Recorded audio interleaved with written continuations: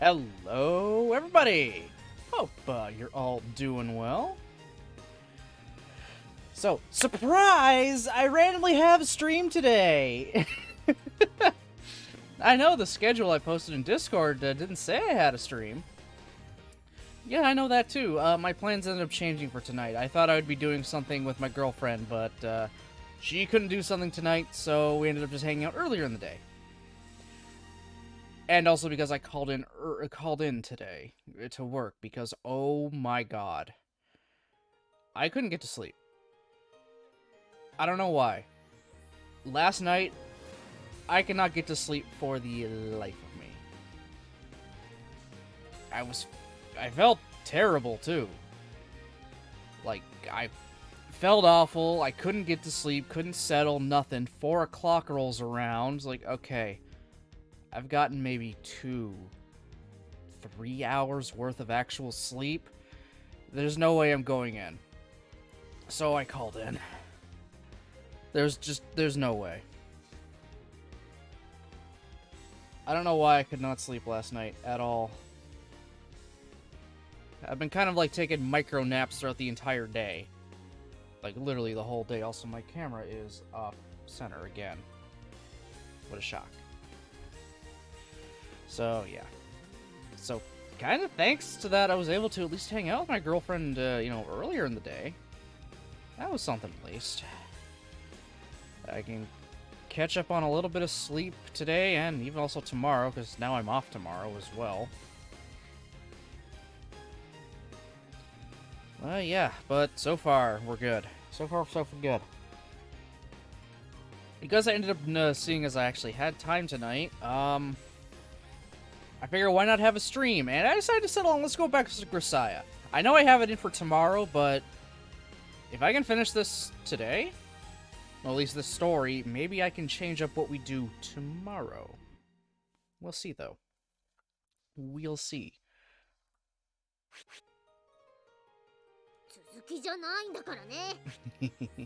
I'm pretty sure we're on, like, the last story segment, or the second last. We're pretty damn close.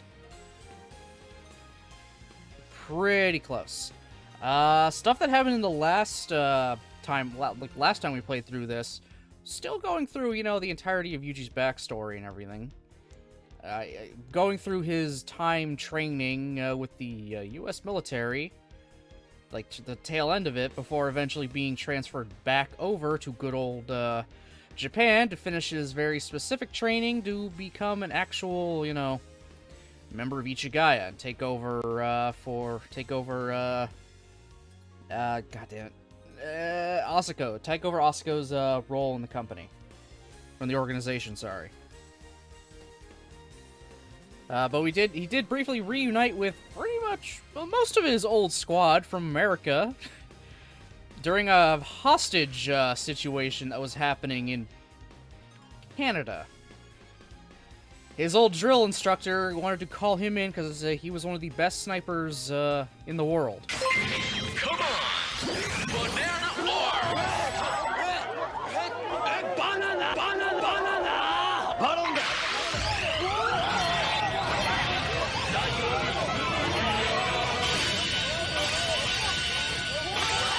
Anonymous just gifted 1 subs.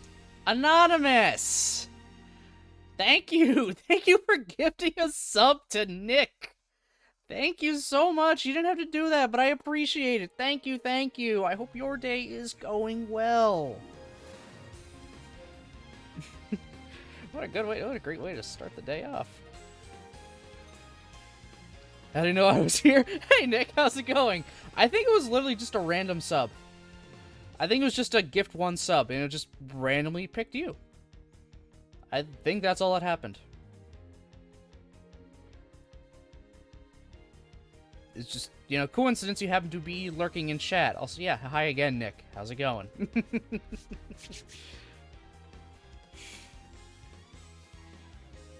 Where was it? Okay. And hi.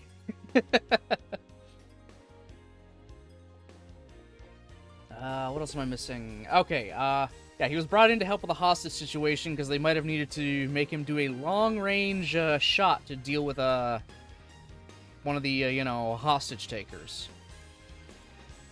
There was only one hostage, by the way, by the end of that. A single hostage. Just one.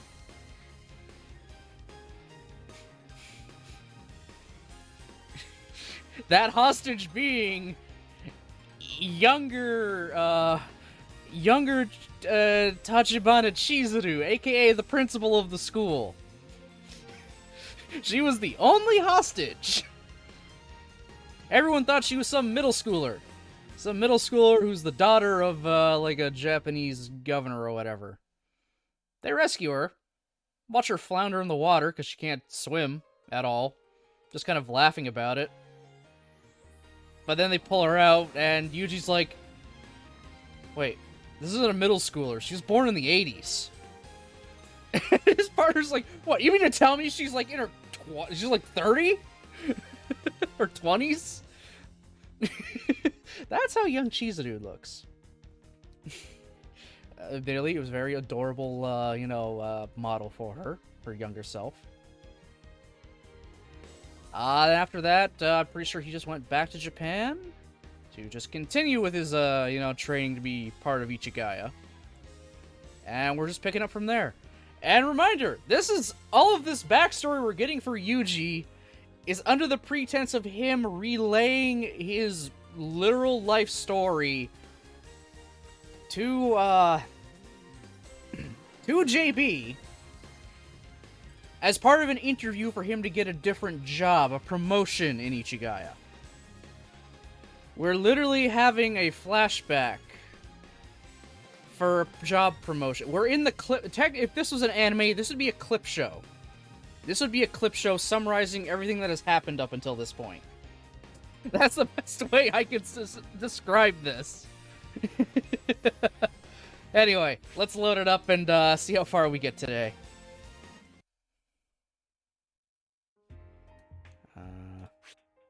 Let's see.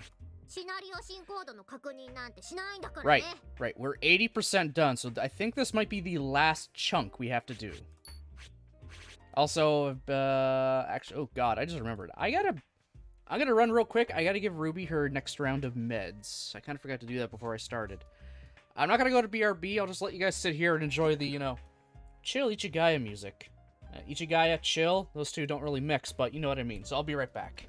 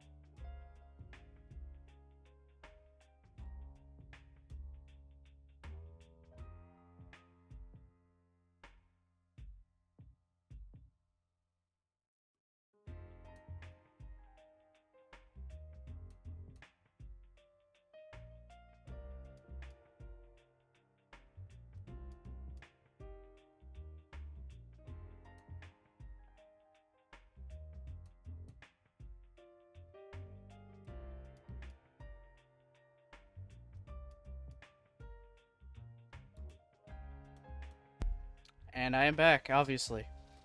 You guys saw me walk in. So clearly I am back. Alright. So yeah, 80% done. We might actually finish this tonight, depending on how long I go. If it does take a bit of time, about every hour or so, I'm going to check up on Ruby and take a little mini break. Just, kind of what's going to be standard going on for a while until we eventually can get her start coming down these stairs so she can at least be here in the same room with me. Compared to right now. Alright.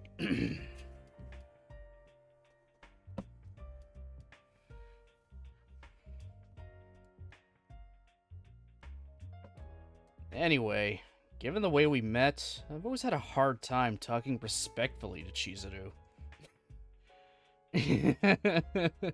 Yeah, just watching her kind of, flounder in the water.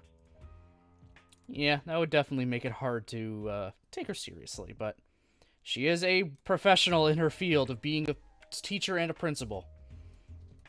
He should respect that, but it's Yuji. Yuji respects no one but himself, but even then, he doesn't respect himself. And good, I spelled Yuji's name right.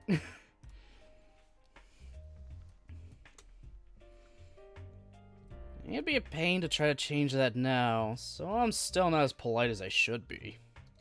そんな目にあっておきながら、千鶴さんもよくあなたみたいな男を自分の学園に入学させようと思ったわよね。Well, she had her pride as a grown-up, I guess. Said she wanted to repay us for saving her life. The woman's got some clout in academic circles, so she managed to help Danny's sister get into a Japanese university as a foreign student. But there really wasn't anything I wanted, so I tried to decline. Chizuru was damn stubborn about it, though. Told me to say anything at all. At the time, I'd never really gotten to experience an ordinary school life. So just on a whim, I told her I'd like to try being a normal student at a normal school. And that's how I ended up where I am today. それでも、朝子が生きていれば、あなたも美浜に行こうだなんて思わなかったんじゃない？ Well, probably not.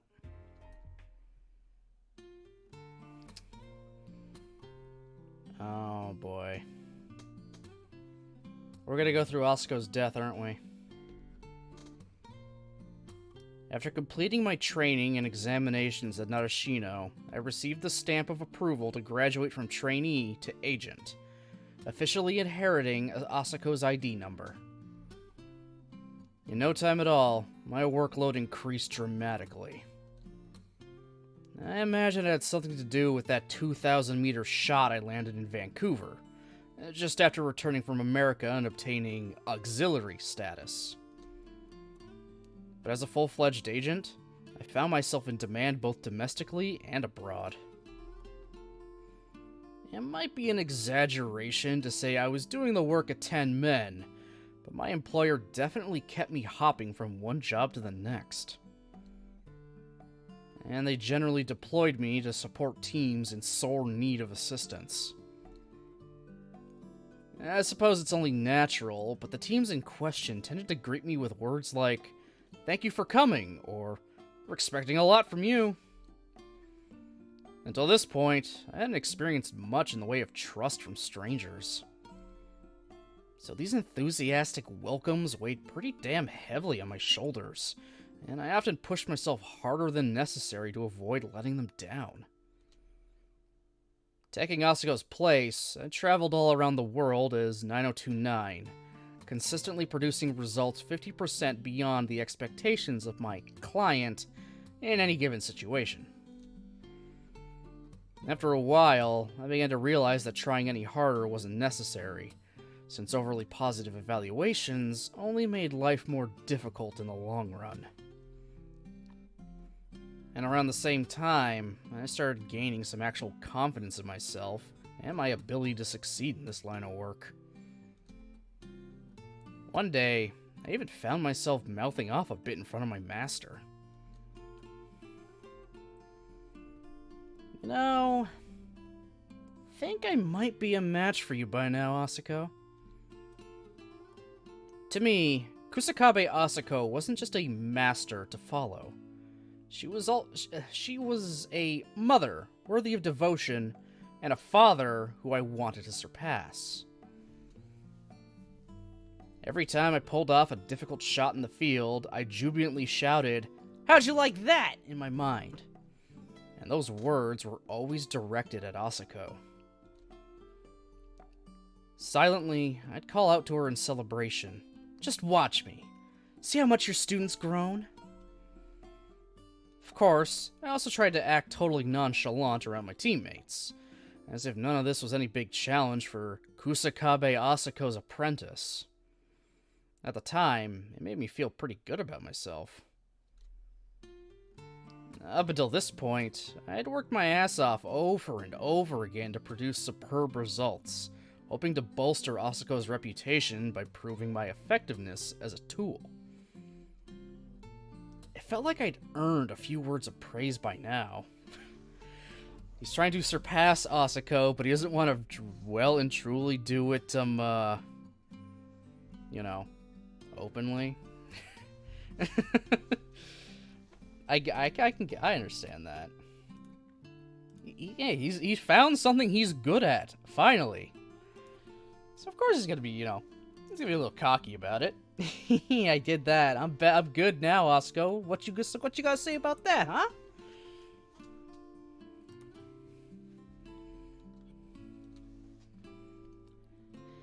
And yet... なーにこの野郎調子こきやがってちと表出ろてめえ Asako growled at me angrily, crushed the empty beer can in her hand, then grabbed her rifle and rose to her feet.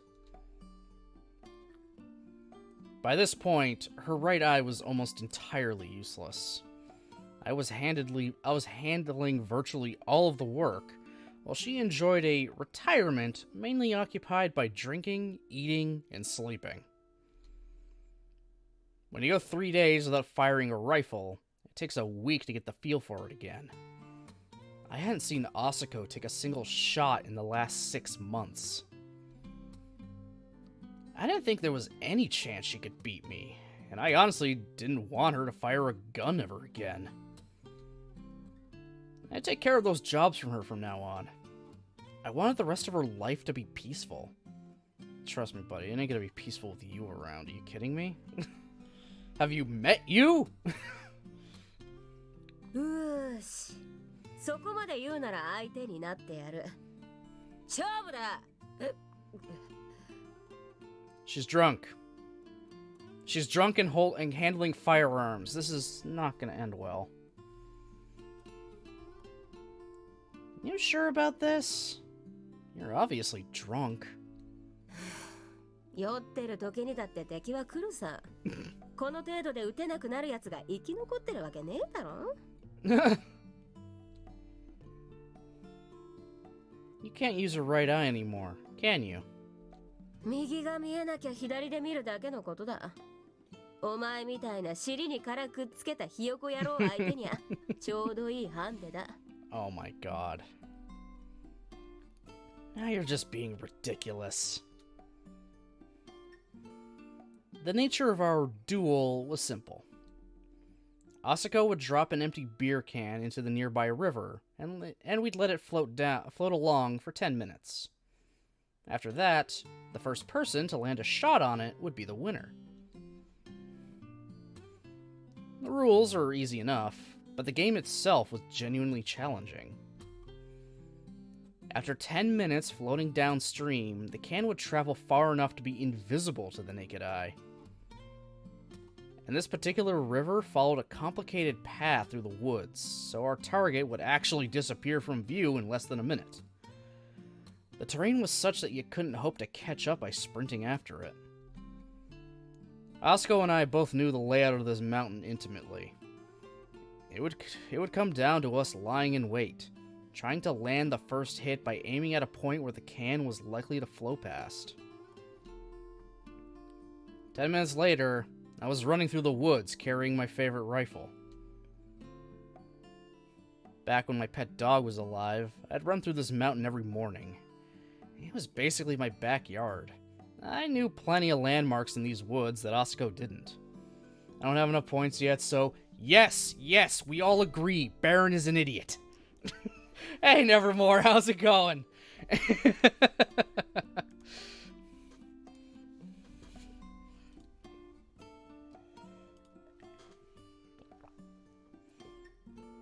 Okay, how depressing is this one? Trigger warning territory yet?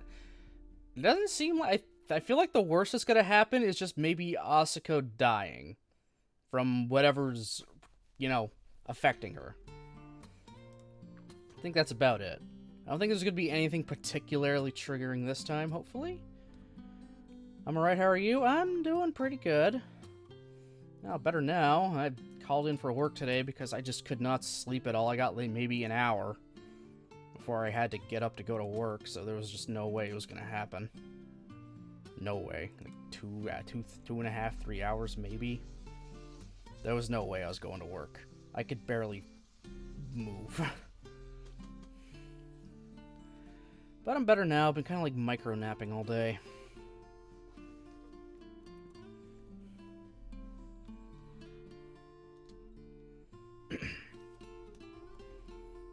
And of course, she'd basically retired from active duty.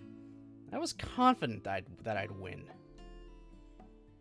Asuko clearly wanted to make me eat my words, but I wasn't about to just let her. I had my pride as a full-fledged agent. Today, I was going to turn the tables and show my master a thing or two. In the first place, I was a little angry at Asuko for underestimating me so badly. Did she really think I was going to have trouble sniping a floating can? I'd actually given myself this exact challenge a number of times back in the day. How was that?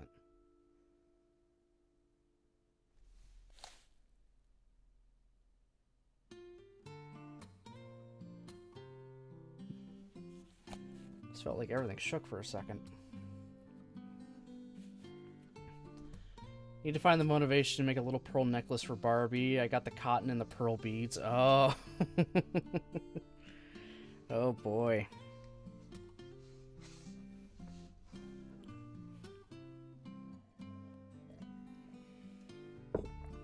Yeah, good luck with that.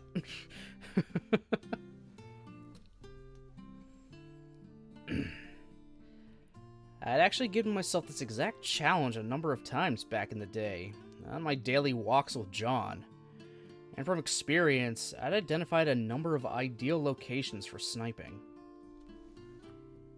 Soon enough, I was laying prone at one of these points, the edge of a cliff, looking down on a part of the river where it grew deeper and slower. The distance was about 800 meters. Peering into my scope, I studied the area through the lines of my reticle. Swaying treetops showed me the wind, heaving water showed me the river's flow. Mentally calculating the time it would take a bullet to reach my target, I set my sights on the point where I expected the can to appear. It'll go with the wedding dress that I ordered. Should get delivered this week. Nice. Nice. Alright. I've got this. I couldn't resist a silent chuckle. I had already convinced myself. This was the day I'd finally surpass Asuko. All I had to do was wait for the can to float into view. In my experience, I usually have about 11 seconds to fire after spotting the target from here. A bit less if rain had fallen the day before. But just as I was bracing myself, expecting the can to enter my field of vision at any moment, I heard that sound. What? It was unmistakably a rifle shot. Specifically, the familiar sound of Asuko's M40A1. Where did that come from? Even as the thought was flashing through my mind, I saw something unbelievable through my scope. The empty beer can floated peacefully into view, indifferent to my panic, and then burst silently apart. I hadn't even gotten the chance to pull the trigger. All I could do was lie there and watch the broken can sink beneath the water's surface. Yeah, to be fair, if cans rose to Barbie twice now, might as well let them get married. Might as well.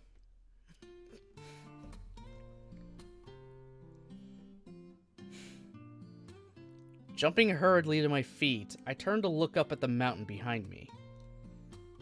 The cabin was about halfway up the mountain.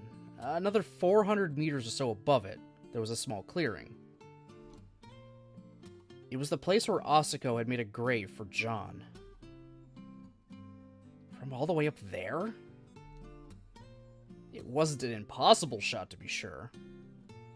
The firing distance would increase to 1,400 meters, but the higher elevation gave you a longer window to fire. I'd carelessly assumed Asako wouldn't try something like that without the use of her right eye. And it cost me.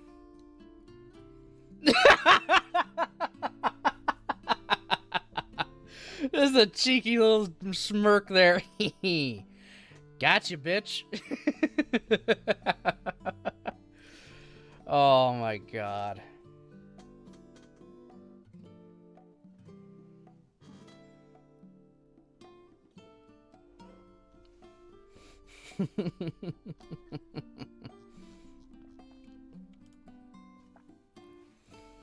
Pointing my rifle toward the spot where Asako was likely positioned, I looked into the scope.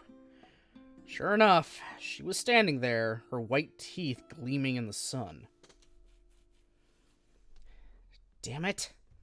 She's laughing at me.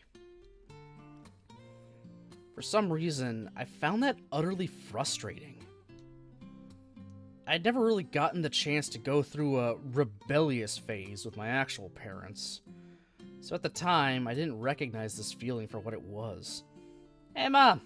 Do me a favor and look at the pine trees. Oh my god.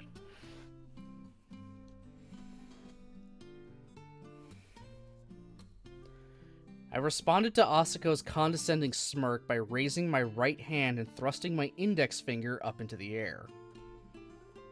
One more round! My message evidently got across. Within my scope, I saw Asako give an empathetic nod, hold her hands up in a circle. We proceeded to repeat the same challenge. The second time around, I was holding my breath to fire when a bullet zipped across my field of vision. Startled, I reflexively looked around the area, and Asako took the opportunity to line up a shot on the can. There wasn't any rule about not interfering with the opposing sniper. In fact, trying to locate and disrupt your opponent is just a common-sense method of defense on the battlefield. She's fucking with him. She's just playing around with him at this point. You think you're hot shit, kid? Well, let's see this. Let's try this now. Just gotta knock him down a few pegs. In the third round, Asako shot a branch off an overhanging tree just as I was preparing to fire, shifting the course of the can. I hurriedly adjusted my scope, but she claimed the target a few seconds before I could. There wasn't any rule against modifying the target's path either. In the end, I challenged Asako 3 times and suffered 3 clear defeats. There wasn't much to do except moan. Ugh. うぐじゃねえんだバーカ。ちっと実践経験したぐらいでのぼせ上がってんじゃねえよ。Whatever, Mom! お前なんざまだまだど下手くそだってこれで分かったか。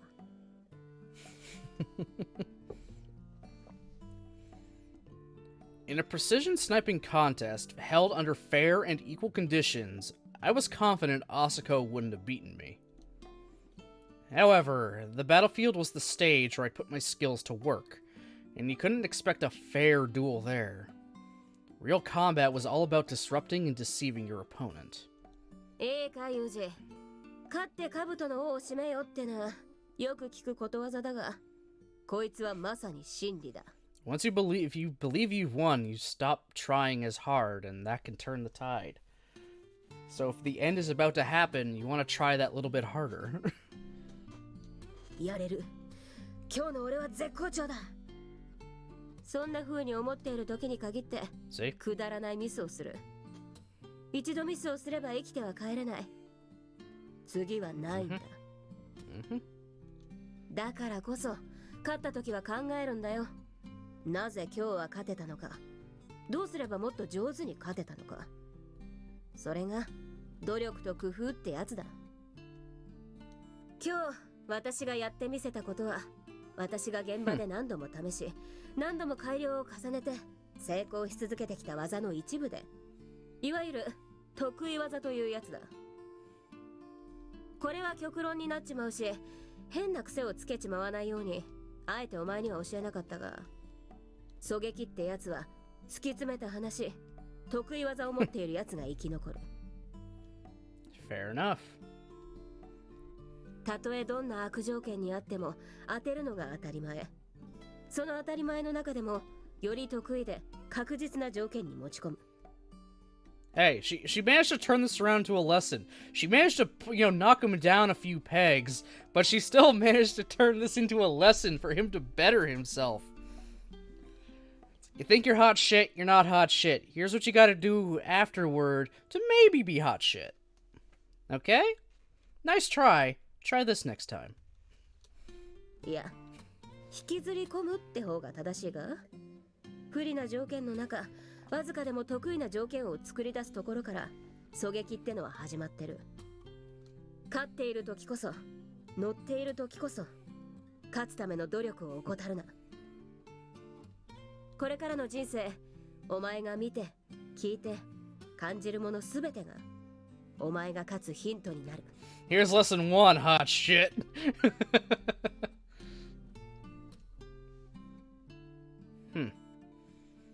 The ramblings of a drunkard. That sounded surprisingly profound. お前な、今のお前なら理解できると思って、私は恥ずかしいのを我慢してマジ説教してやってるのに、その態度はなんだ？ I know. I'm embarrassed too. By my own arrogance. Thanks, Asako. You made it very clear that I still have a long way to go. 下を見て安心するな。上を見て悩みながら生きろ。いつまでいてやれるかはわからんが、私がお前の目標でいてやるよ。You're too cool, Asako. I've fallen for you all over again. Dude, what the don't hit on your not mom. Don't hit on your not mom. That's just weird, bro. I was very lucky to have a goal ahead of me on the path I'd chosen to follow. I'd climb my way up a flight of stairs, growing with every step. But by the time I reached the landing, my goal had moved even higher up the staircase. It seemed like I'd never be able to reach it, and that meant I could chase it forever. As long as I had Asako, I could keep going. On that day, my ego received a much-needed reality check, and I realized once again exactly how huge a presence Asako was in my life. That defeat also made one other thing painfully clear. I didn't know how to flexibly adapt to unexpected circumstances in the field. No matter how many tricks or techniques I learned, they weren't going to do me much good unless I combined and applied them as the situation required. In other words, my fundamental lack of experience had come back to bite me yet again. It was the inescapable conclusion. Ever since I started living with Asako, my inexperience had caused me all sorts of problems. But after following her example and joining the military, I thought I'd close the gap in our practical knowledge.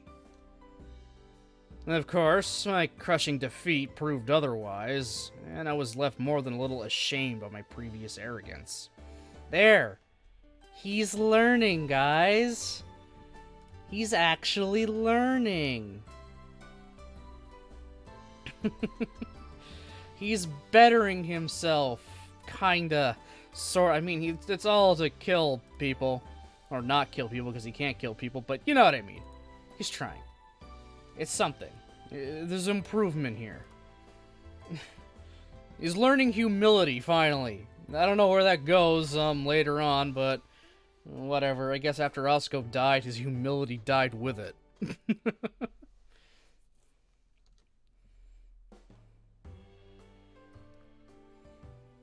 After that day, I asked JB to keep me working constantly. Up until then, she'd been picking out the jobs only I could handle, limiting the scope of my assignments. It made things simpler, given my unusual background and numerous weaknesses. But at the end of the day, that meant I was avoiding any real challenges, sabotaging my own potential for growth. In the words of Kusakabe Asuko, ガキはガキらしく元気に生きろ。経験もなければ想像力もないガキには元気しかない。元気でなければ若者である意味もない。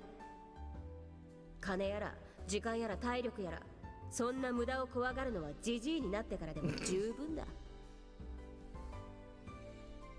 in other words, experiences or hardships that might seem pointless when you're young can actually go a long way toward determining your breadth as a person 10 years down the line. It wasn't so different from what Kazuki used to say. Live your life imagining the person you'll be 10 years from now. I nodded and agreed with Asuko's words, but it'd probably be another decade before I really understood them. In any case, after that day, I asked JB to assign me any job I could possibly handle, as opposed to the jobs only I can do. I just realized I've not made you say anything embarrassing in a while. Oh my god. Don't worry, I embarrass myself enough as it is. You know this. Everyone else knows this. Why is this even a question? Or a comment? I already embarrassed the hell out of myself.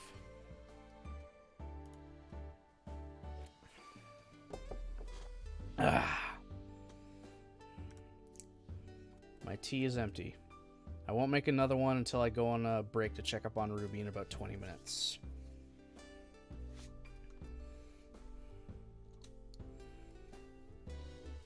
I told her I'd do anything, even dog walking or babysitting. She took this a bit more literally than I'd expected. Of course, my babysitting stint wasn't exactly your typical part-time job. After the leaders of a Colombian drug smuggling organization were exposed, its accountant was arrested and offered a plea bargain in exchange for testimony. Okay, that just, escalated quickly. How is the stream diva? She's doing alright. She's moving around a lot more. She can more or less go up and down the stairs outside in the backyard on her own. Has trouble here and there, but she can mostly do it. Her walk is funny now, but we expected that. Her one leg is still very stiff. So sometimes she, bunny hops. Her back end. But she can get around. Still has trouble on the hardwood floor, so we got those, puzzle yoga mat type things down right now. Just so she can at least move a little bit. Until maybe, hopefully, she'll be able to gain a little more traction on the hardwood. But she probably won't. We don't know. We'll see. We'll see what happens. I mean, it's been... Wow, it's been over a month since that happened. The state usually takes 6 weeks, 6 to 12 weeks for them to fully, get through this. So she might have another month of actually healing. But hey, she's moving both of her legs again.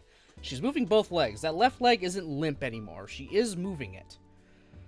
Which is good. She can weight bear on it. She can stand. She can get up on her own. She's doing a hell of a lot better. My god.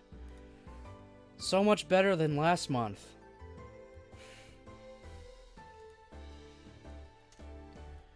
I was debating whether or not to try to bring her downstairs tomorrow.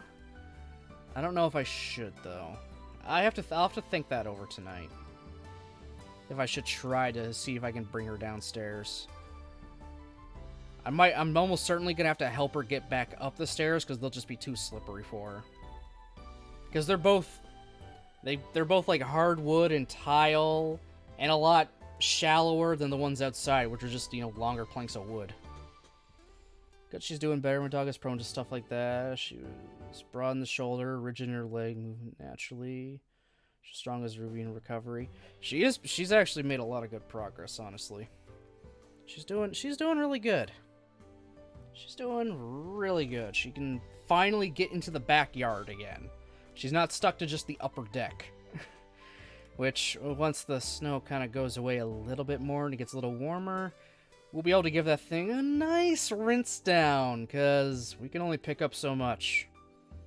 There was just a bunch still kind of buried, and it's so degraded now. At this point, it's just wait for it to melt a little more. We'll rehook up the hose, put the nozzle on it, and then just go to town.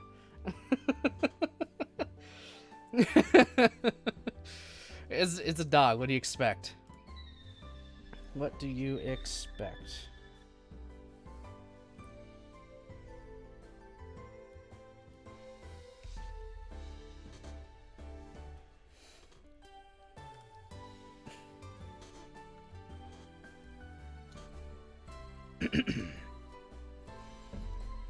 And he accepted, on the condition that his family's safety would be guaranteed.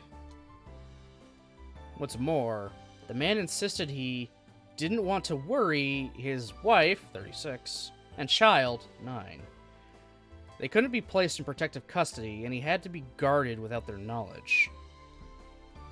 Given the circumstances, 8 agents were selected to monitor and protect the family in their current home. As part of that team, I infiltrated the accountant's home in the role of a new employee at the company where he worked, and was tasked mainly with looking after his young daughter. I took my place as a bodyguard easily enough, but the girl in question turned out to be a shockingly nasty little brat. Basically, the kid was just full of herself. She demanded preferential treatment from everyone at all times, and she fully expected that anything she wanted would instantly become hers. The worst part was, she didn't even realize how selfish she was being. Thanks, Nick. Her only child status probably had something to do with that. I'd have preferred to lock her up in her room, but unfortunately, that wasn't really an option. All too often, I found myself accompanying the little lady on her shopping expeditions as a bag boy of sorts.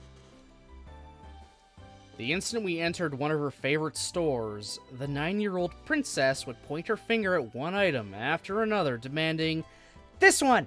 And this one!" till I was about ready to snap. As the trip wore on, I was trudging along behind her, carrying countless bags, almost wishing for some kind of trouble to arise so I'd have an excuse to throw it all aside. When the little lady abruptly stopped, turned around, and said, "You there! My bootlaces seem to have come undone." She didn't even bother to add a "would you please?" Of course, from this little lady's point of view, it was only natural that I'd help. It just wasn't clear how exactly she expected me to do that, given that both my hands were full. As I stood there trying to decide how to proceed, she shrugged theatrically and said, "You Japanese really aren't very considerate, are you?" That was the last straw. Not long after, I found myself whining to JB over the phone. I've had it up to here. I used up the last of my patience, resisting the urge to shout, "Tie your own damn shoes, you brat!" I can't take this anymore. I'm begging you, put someone else in for me. なーに？もうギブアップなの？何でもいいから仕事くれって言い出したのはあなたよ。それに女の子は得意でしょ？ Women, not children. Well, I guess this explains how he's able to put up with Machina for so long. Oh, God. She's a child, not a woman. More importantly, I'm allergic to people who decide they're special and don't even try to put themselves in anyone else's shoes. 世の中なんてそういう人間ばっかりよ。何のための経験なの？朝子の言葉を思い出しなさい。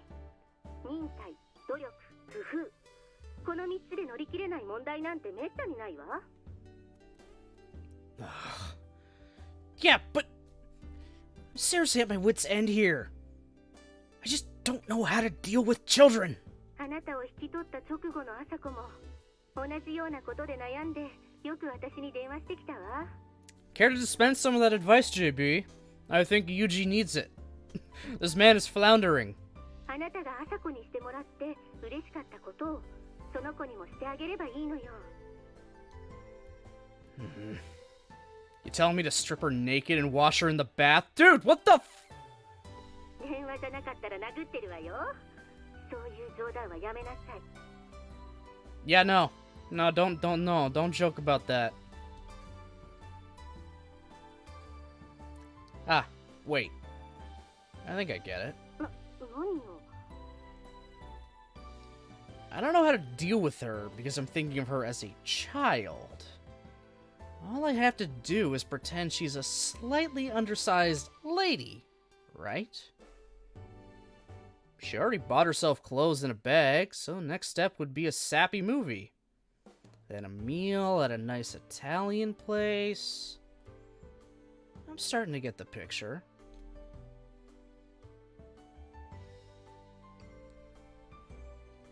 Oh my god, are you kidding me? Is he really gonna do this? And don't forget the cat. Cat? What cat?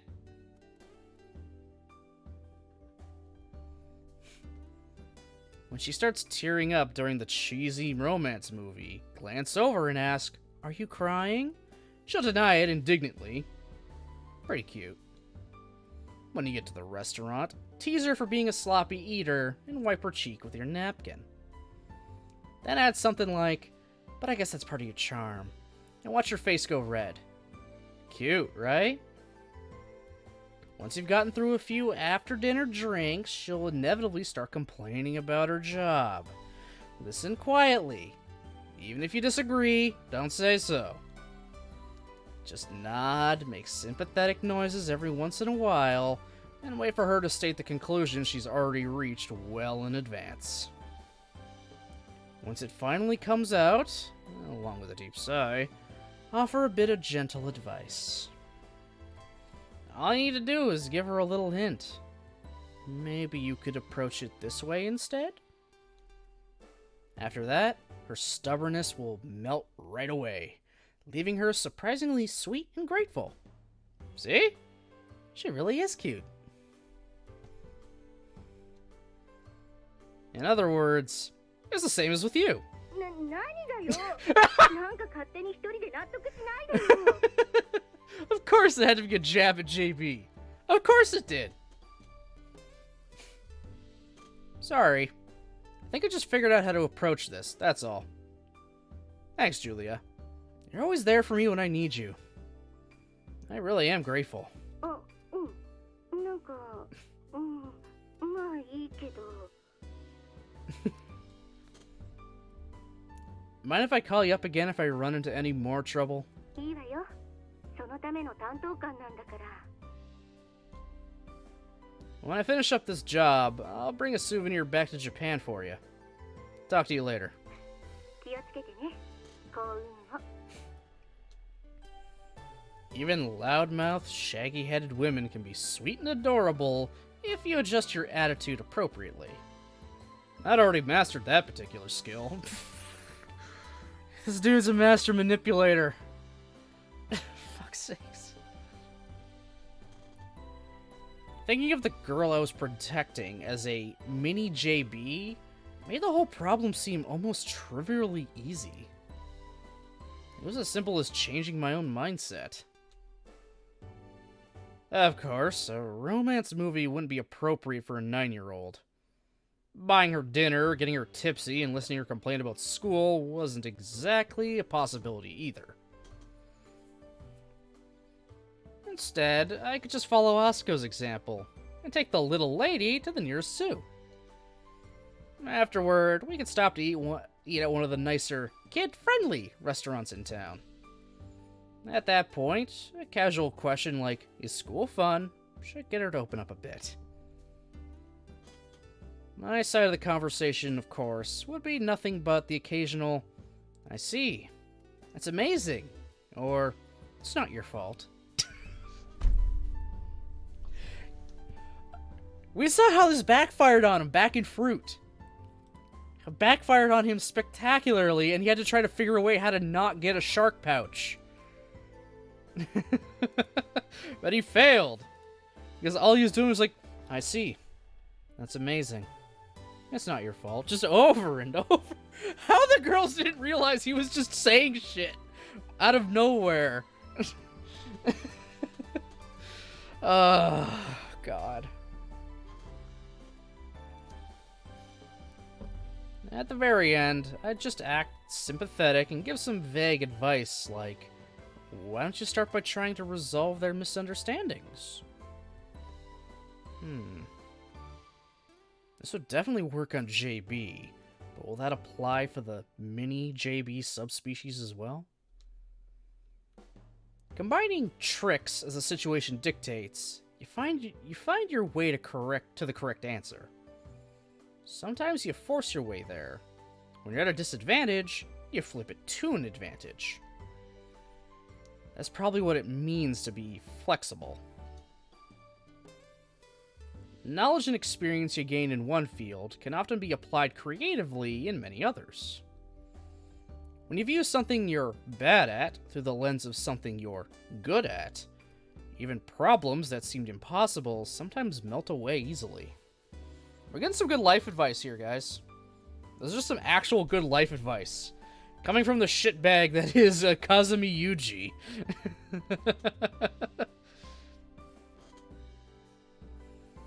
I'd almost given up on life entirely once. Now, I was starting to think I might be getting the hang of it. But before I could really savor that feeling, a certain phone call arrived. JB, huh? Hey, JB. Nice timing. Do you want a penguin or a polar bear for your souvenir? そんなこと言ってる場合じゃないわよ。急いで日本に戻ってきて、できるだけ早く。I think Asako just died. What happened? 朝子が倒れた。もう長くない。急いで。Oh. Alright.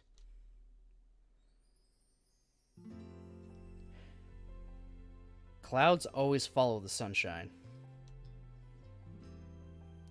Is he gonna make it in time to at least see her before she goes? Is this game gonna make me cry? I mean, I cried 3 out of 5 times in the last one, but is this one gonna make me cry? Let's find out. Hopefully not. The times when you think everything's going well are when you're in the greatest danger. The moment you let your guard down, the devil's hand reaches out for you. The moment I got that phone call, my mind went absolutely blank. I couldn't immediately process the things JB was telling me, and I don't remember exactly how I replied either. I've got to get back.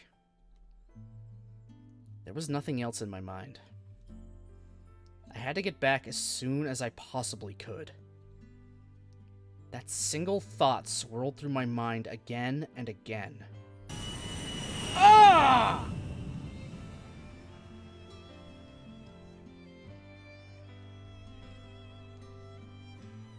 Ow!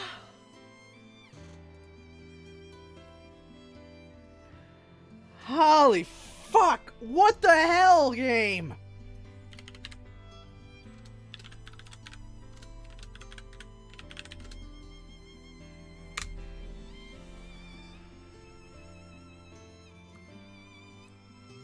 That was the sound of a plane engine.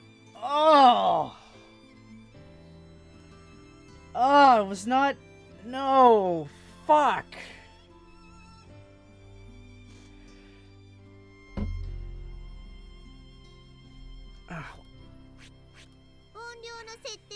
しないんだからね。 The sound effects are really high. That's better. Thanks for the warning, game. Yeah. Okay, sound effects are turned down again. 'Cause fuck, that was loud. That hurt.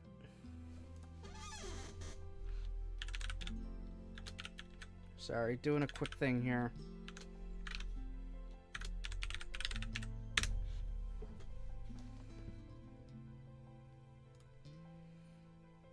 Damn you, front wing! Or whatever. Font wing! Font wing! Yeah, we'll blame font wing. Font wing is the issue.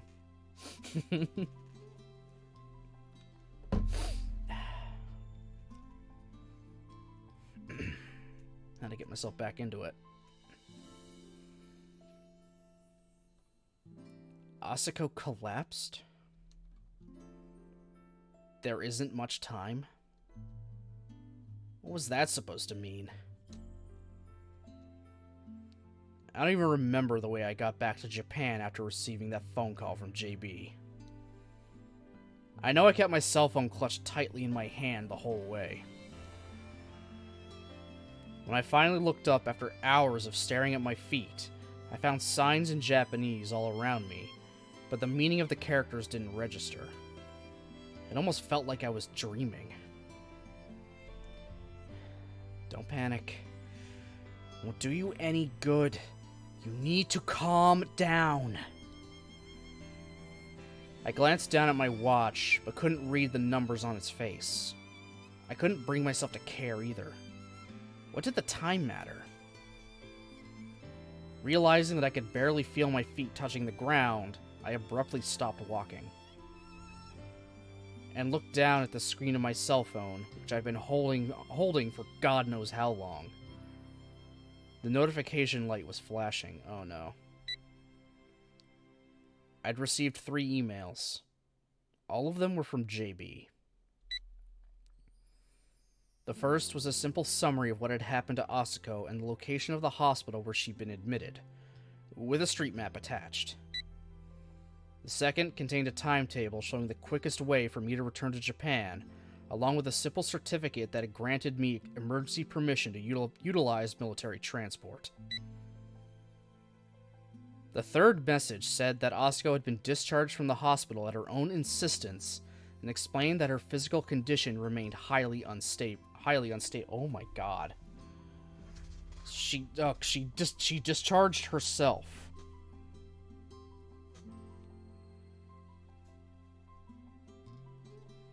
Sorry, I'm gonna answer something real quick.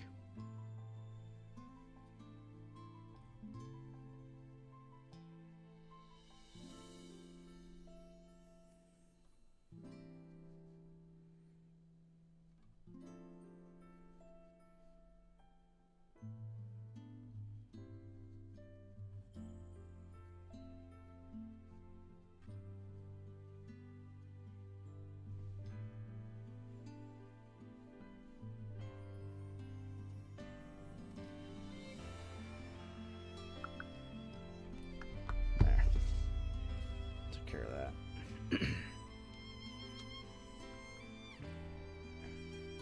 In other words, I need to head back to Yamanashi. Belatedly, the meaning of the words on my screen sank home. Looking up from my cell phone, I glanced around and hailed a nearby taxi, then gave the driver the name of the mountain where Asako's cabin stood. I was aware Asako had entered the reserve primarily because of her poor health, and I knew her illness was some kind of vein thrombosis. What the hell is vein thrombosis?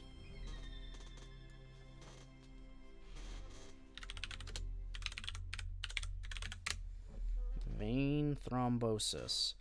Deep vein thrombosis occurs when a blood clot, a thrombus, forms in one or more of the deep veins in the body, usually in the legs.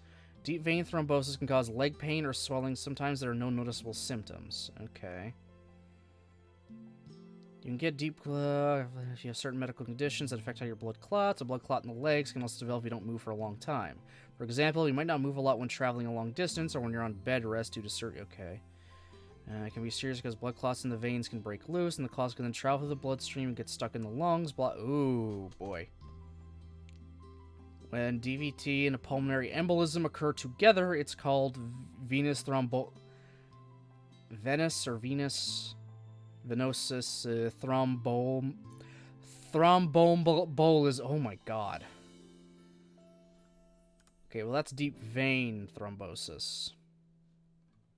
Is vein thrombosis life-threatening? It can be. Complications with thrombosis can be life-threatening, such as a stroke or heart attack. Oh, good lord.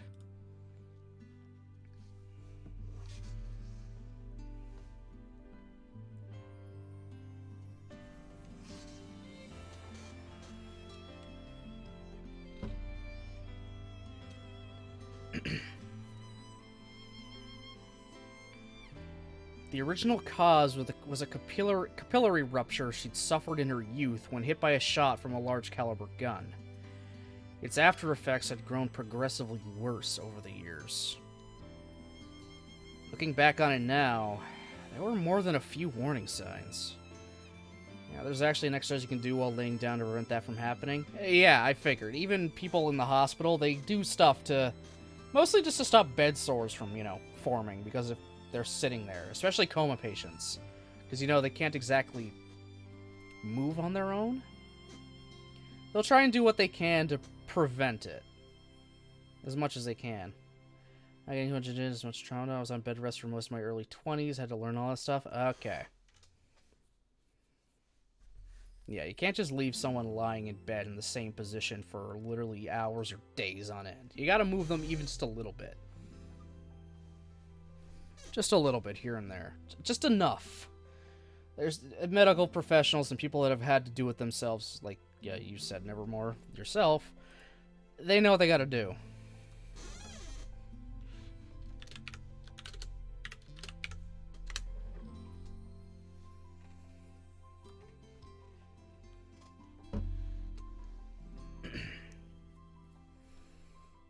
In the middle of cooking something, her hands would go numb, and she'd drop a knife to the floor.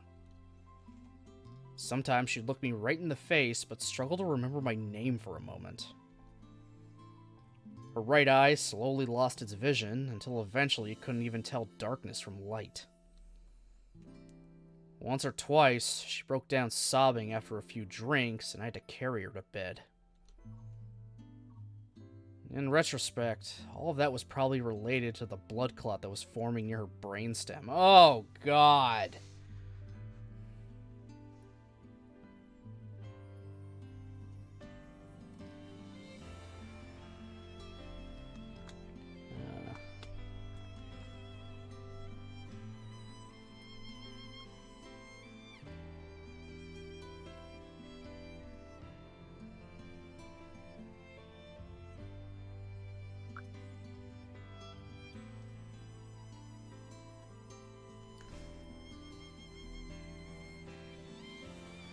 今まで散々いじめてきた体だからな。今さらいたわったところでどうにもならん。Watching Asako try to put a brave face on, I told myself that it was my turn to protect her. I'd assumed that vein thrombosis was a curable condition. And of course, she'd been going to a doctor and receiving periodic treatment. An ordinary case of thrombosis might very well have cleared up. The booster drugs she'd been using habitually for many years probably had something to do with the way things turned out. Her blood vessels were already fragile, and the thrombosis had caused multiple chronic inflammations. There wasn't much the doctors could do. Yuji. Sorry I'm late. How's Asako doing? 昨日からずっと寝たり起きたりの繰り返し。起きていられる時間がどんどん短くなってきてる。I see.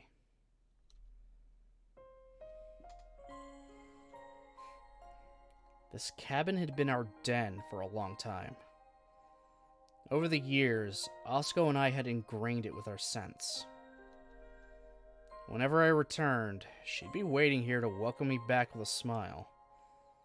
But now the place seemed oddly empty and cold.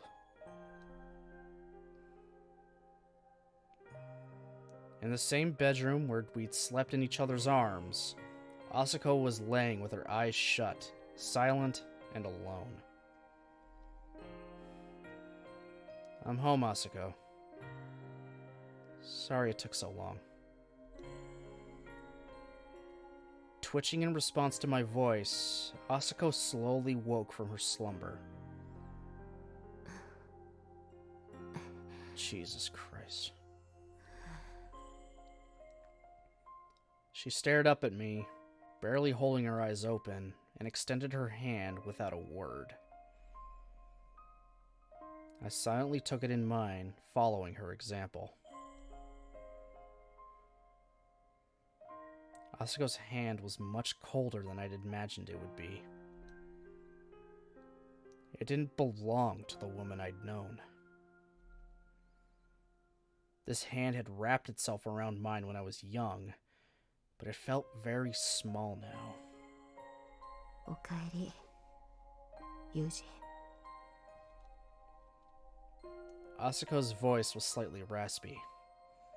The sound of it filled my chest with an inexpressible sadness. The woman I'd known didn't have such a weak voice. She was a force of nature, a human tornado, a superwoman. Hey, Asuko. Are you going to die? ああ、 There's nothing they can do? ああ。何年も前からこうなることは分かってたんだ。 I can't do anything? お前にはお前のやるべきことがあるだろ。 Who cares about that crap? Weren't you going to decide the meaning of my life for me? すまんな、ユージ。生き方を教えてやるなんて大それたことを口にしておきながら、結局は日の当たらない仕事の手腕を仕込むだけで精一杯だった。 What are you saying? I'm still just a stupid kid. No good at anything I try. Didn't you tell me I've got a hell of a long way to go? Don't go dying on me now, damn it! お前は相変わらず泣き虫だな。男は簡単に泣くなって教えただろ。 Shut up. Someone I love just told me she's dying, so let me cry if I want to. いいか、ユージ。人間ってのはな、死ぬために生まれてくるんだ。形のあるものはいつか壊れて、生きてるものはいつか必ず死ぬ。 I mean, she's not wrong. 生まれてきた意味なんてのは死ぬ時に初めてわかるもんだ。今まで散々お前に偉そうなことを言ってきた私だけどな。私だって生きる意味なんて分かっちゃいなかったし、いつ死んでもおかしくない生き方をしてきた。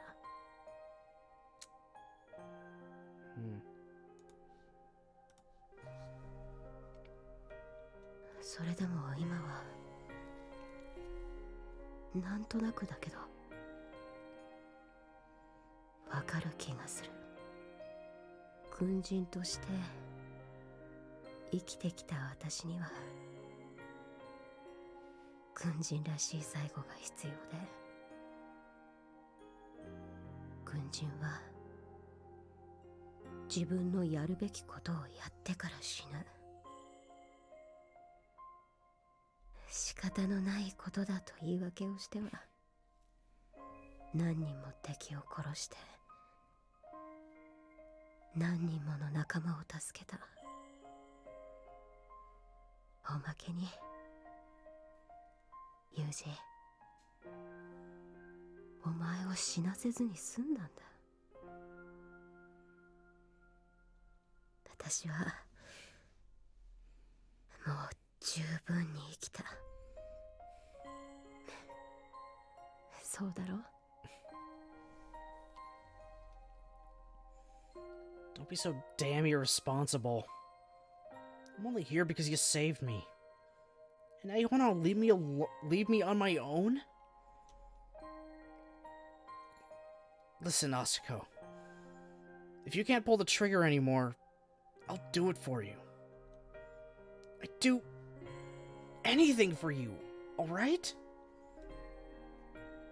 You're the only thing I have left. What am I supposed to do with my life if you're gone? My whole life was one betrayal after another. At the end, I decided to trust you. To live for you. You were my goal.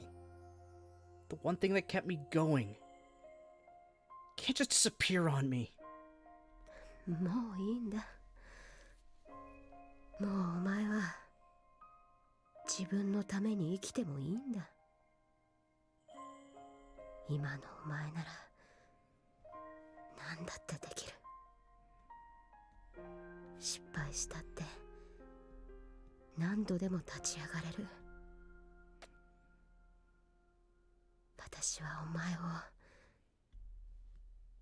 そういう男に育てたつもりだ。I keep clicking the thing before she's finished talking, but she's so slow at talking, I can't time it. You don't understand! I could do anything because I had you! I could endure anything! I knew I had a home waiting for me. That's why I never gave up, no matter how bad things got. Now? What am I supposed to do now? Please, Asuko. Am I just gonna stand here and lose someone else I love? What's the point of a future without you anyway? これからの人生でそれを見つけりゃいいんだよ。もっとあがけ。人生なんてもっとジタバタしていいんだ。楽に生きようとするな。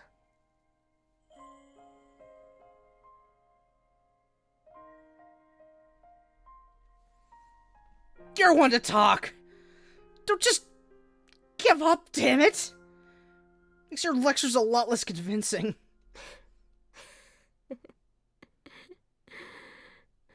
お前と一緒にするな。私はな、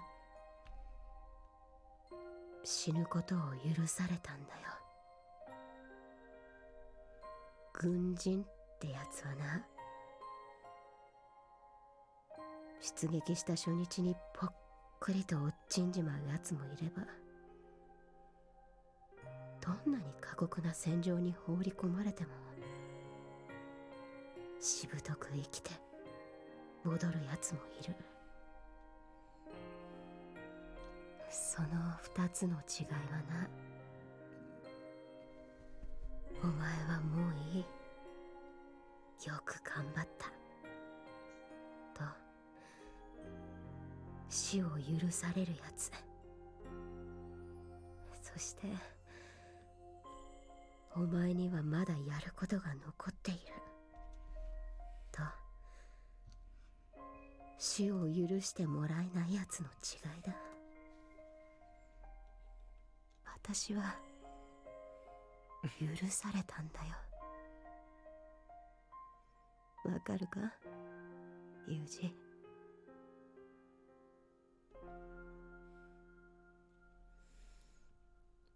What the hell's that supposed to mean? Who gave you permission? God? さあな。多分そうなんじゃねえか。That old asshole. Give me his address and social security number. I'll blow his brains out from 2,000 meters. Are you kidding me? God damn it, Yuji. お前は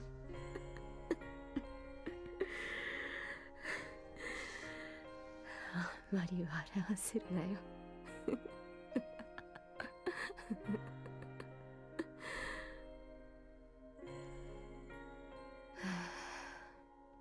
Oh, no, no, no, no.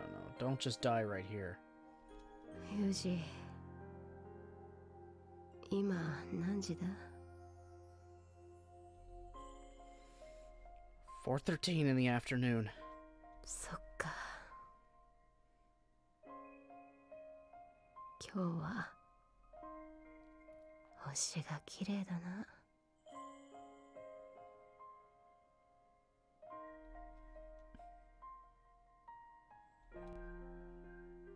Yeah. They're beautiful. お前が私のところに来てしばらく経ったある日、お前は夜中にベッドを抜け出してこんな夜空を見上げてたよな。 Yeah. あの時お前何を考えてたんだ？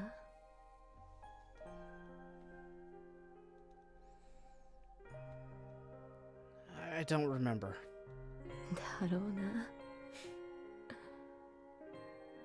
そう言うと思ってたよ。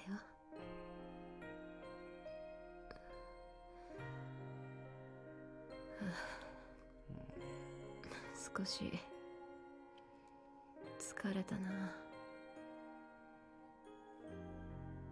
もう寝てもいいか？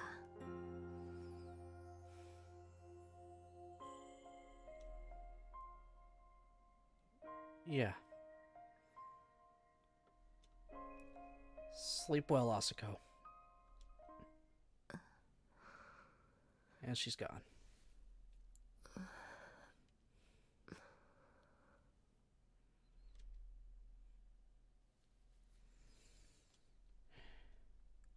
Oh my god. It wasn't getting to me initially, guys. Now it's getting to me. Oh, God. I watched as Asako fell quietly and peacefully into sleep. In the end, she never woke up again. Strangely enough, I didn't cry. All I could feel was a dazed awareness of the cold, gaping hole in my heart. JB couldn't find much to say to me, but she quietly took care of Asako's body. There was no funeral. After all, anyone who'd come to Kusakabe Asako's funeral was probably going to end up in exactly the same place as her sooner or later.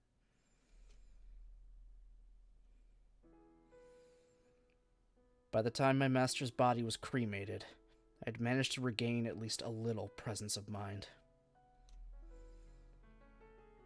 When JB came back from the crematorium and told me of an old 9mm bullet that had emerged from her remains, I'd even managed to crack a smile. Typical Asako. Still, it didn't feel much of anything. On some level, I didn't really believe that Asako was never coming back to this cabin. All I had to do was close my eyes, and I could see her, swinging open the bedroom door with a yawn, her hair unkempt. scratching her big behind, poking her head into the fridge to find a beer. And the images were so vivid, I could almost convince myself they were real. I saw these ghostly traces of Asako constantly.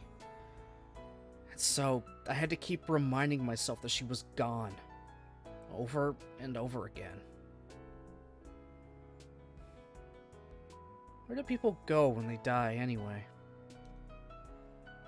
If I died as well, would I end up in the same place as Asako?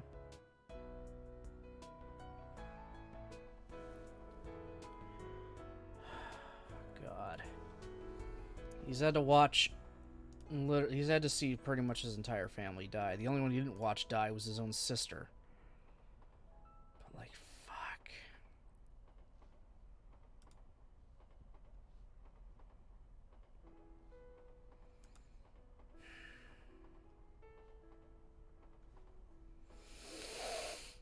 Oh, my God.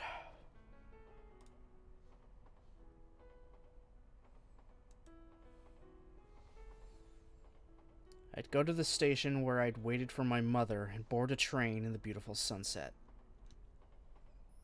Simple as that.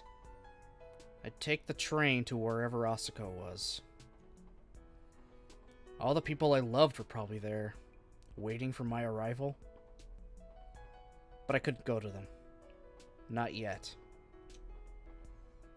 I didn't have permission to die yet. Asako had left me something to do. Until I saved the lives of 5 people, I wasn't allowed to die. Well, we know what 5 people those are now. It was the only chance I had left to find some kind of meaning in my survival. Still, someday, in the red glow of a summer sunset, I'd board that train. I no longer had anything left to live for, but I still had something left to do. Tell me something, Asako. Did you dump that job on me, knowing that you didn't have long to live? Did you deliberately leave me a nasty piece of homework so I wouldn't try to follow you? You're an idiot, you know that? I'm not the quitter you think I am. Not anymore. I'll try struggling with life for a while, just like you said. Right now, I'm kind of tired. I don't want to move for a while. Let me lie here like this. Just a little longer. Ow! What the hell? びっくり生きてた Alright, mom number 3. JB is mom number 3 now. JB. あなたここ1週間何してたのよ何度電話しても出ないし留守電残したりメールしても返事が来ないしこうして来てみれば床の上に転がってるし死んでるのかと思ったわ Oh. Sorry. Where'd I put my phone anyway? 玄関の横に落ちてたわよっていうかバッテリー切れてるし Right. I tossed it over there right after I got back to Japan. Must have just forgotten about it. 無責任にこんなこと言いたくないけどしっかりしなさいよ Yeah, probably. Asako's death had been hitting JB hard, too. Even so, the woman hadn't let herself shed a single tear in front of me. I knew she was incredibly sad, but she was trying to be strong anyway. Get it together had to be the last thing she wanted to hear right now, but she was saying it anyway. For my sake. After slowly exhaling the air inside my lungs, I drew a deep, quiet breath. Okay. So why are you here? Do I have a job? 引っ越し。 Move! What? Who's moving? あなたの、 To where? 私の部屋に。 Why? あなた一人にしておくとダメになるから。 Oh, I see. She had a point. Staying in a cabin where Asiko's scent still lingered in the air would just keep my mind running in circles. This place was paralyzing me. If moving could change my mood even slightly, it probably wasn't a bad idea. The move itself didn't take particularly long. It only took me 10 minutes to push all my possessions into a backpack. After depositing it in the trunk of JB's bright yellow car, I took a nap in the passenger seat. By the time I woke up, we'd arrived at my new residence. Damn! JB! This is pretty nice! God damn! I'd live in an apartment like that. Hell, like any time of day, I'd live somewhere like that. It looks nice and cozy. Real cozy.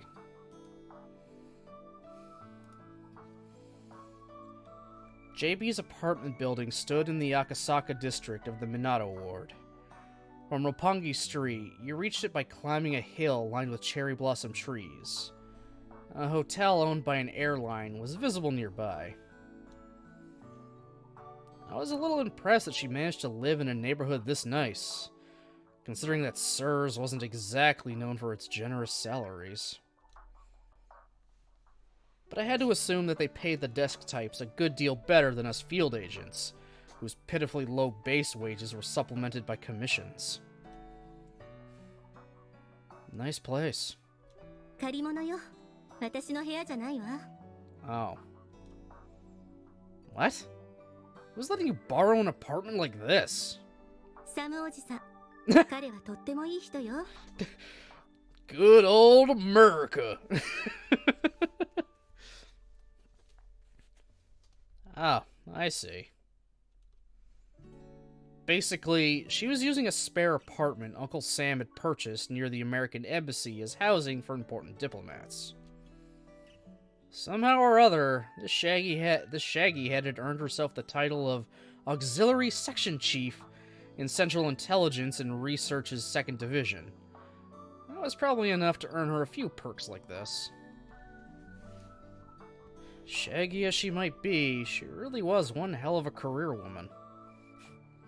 On top of which, she drove an expensive Italian car and lived in a pricey Akasaka apartment. He's always got that little bit of venom toward her. He's always got to make little snips and remarks, even in his internal monologue. Yeah, this shaggy woman. Shaggy head. He's always got to say something.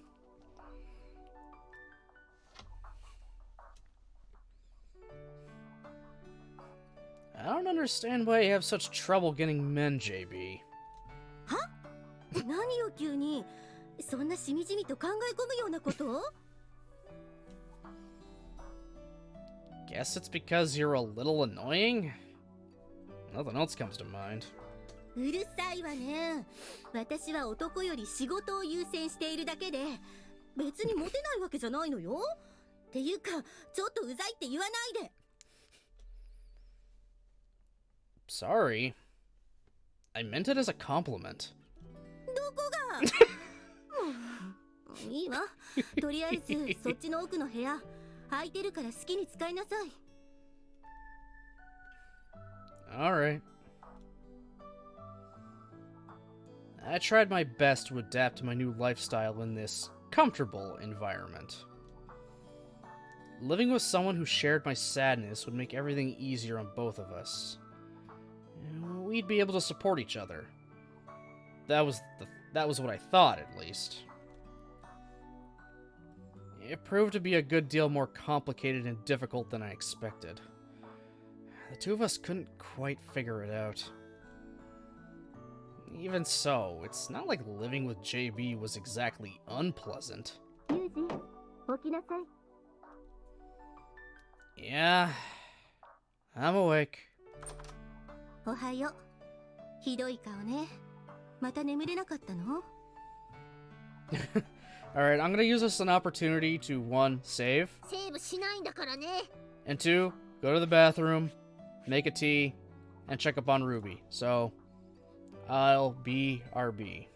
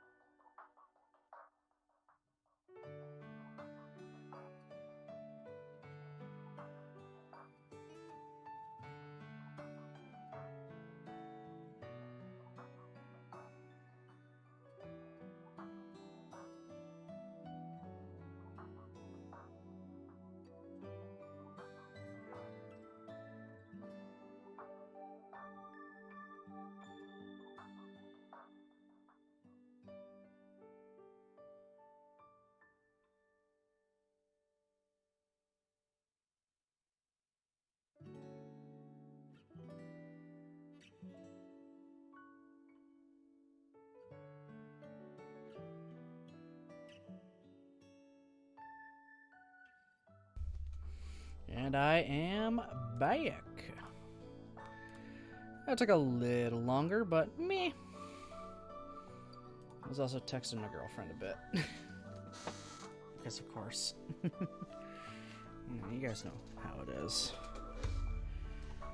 When it's someone you love, you just can't help but want to talk to them.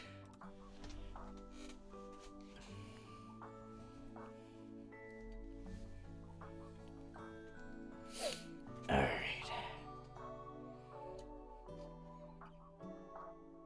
No, I slept just fine.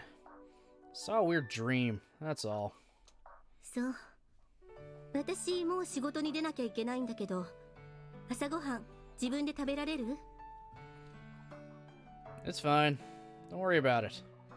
I'll take out the garbage, just so you can just leave that. これはゴミじゃないわよ。服を買っておいたから、外に出るときはこれに着替えて。それと、携帯電話を必ず持っていくこと。Got it. それと、テーブルの上に食事台が置いてあるから、お昼はそのお金で好きなものを食べなさい。Thanks. じゃあ、行ってきます。Alright. See you later. The smell of coffee. The sound of a television set left on. Whenever JB left for work, her apartment instantly became a much larger and lonelier place. Pouring myself a cup of coffee from what remained in the pot, I took an orange and some natto from the fridge, and cut a nice thick slice from a loaf of 1,800 yen bread. 18 bucks for bread? Okay. I opened the package of natto, mixed in the included mustard and sauce, and stirred the beans around. Once the mixture was nice and sticky, add a bit of mayo and stirred it up again.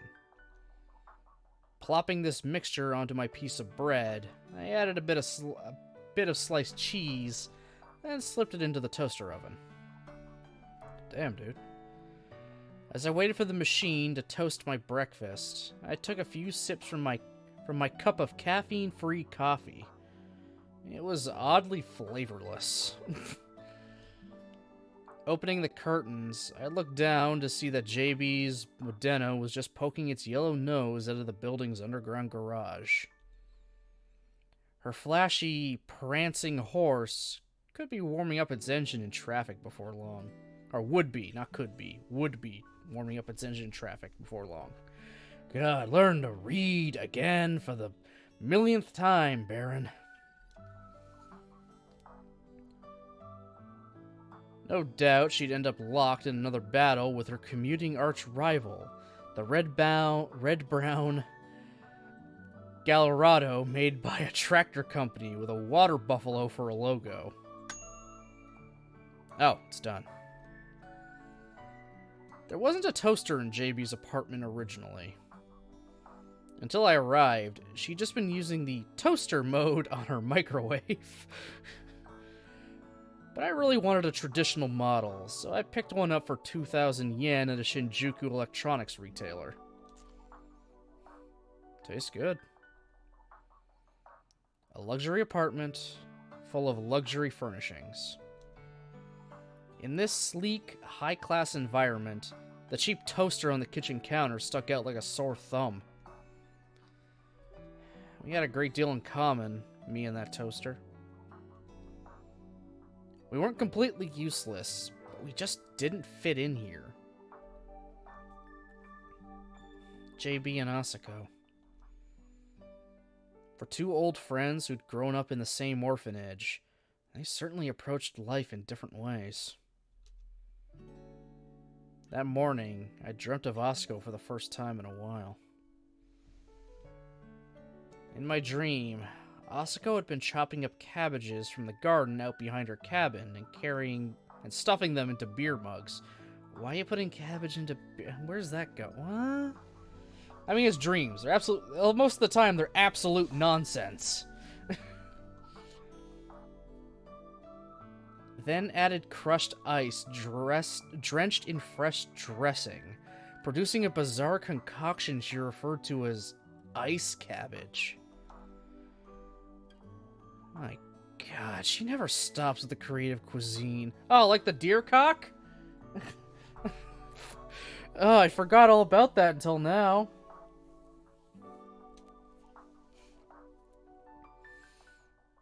Glancing over at me as I watched in horror, Asako had proceeded to grab bits of cold, crisp cabbage with her chopsticks, while simultaneously guzzling sweet potato sochu on the rocks.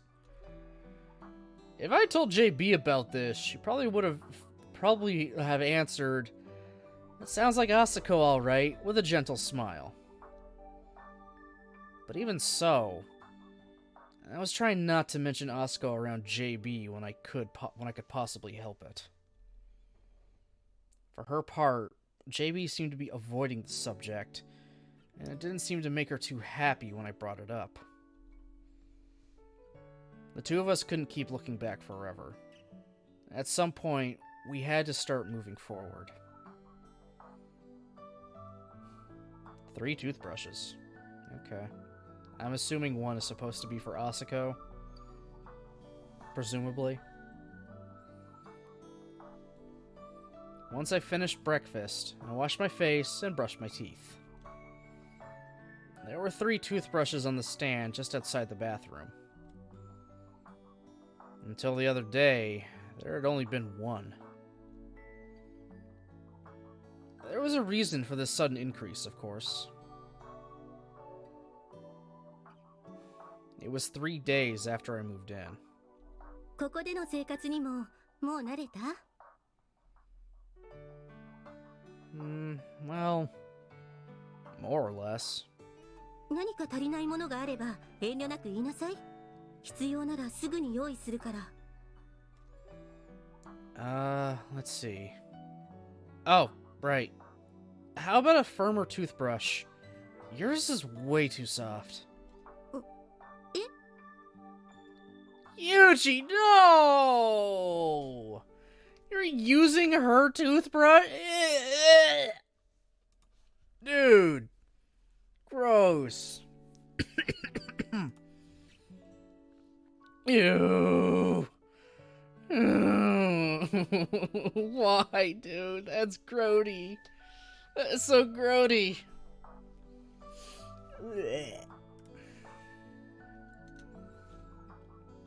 I like the kind with stiffer hairs.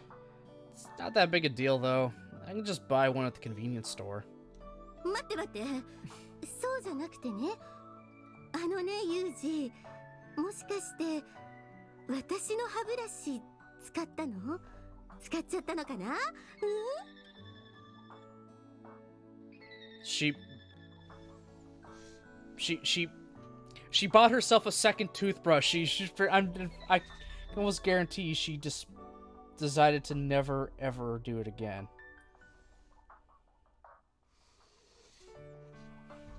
She's not going to use that other toothbrush ever. Wouldn't you share your girlfriend's toothbrush if you lived together? No way! No fucking way in hell! She would agree. If we lived together, she would agree. She wants her own. She would have her own toothbrush. Even when she spends the night here, she always has her toothbrush in a carrying case with her. Oh God. Ooh. Okay, if the nurse is not going to share her toothbrush with me, I think she knows more than me. Which, to be fair, she knows a lot more than me. My girlfriend's kind of, you know, really fucking smart.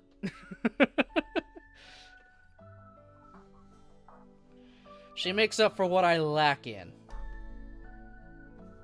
Brains, beauty. I just got a bit of brawn. That's about it. She's got everything else.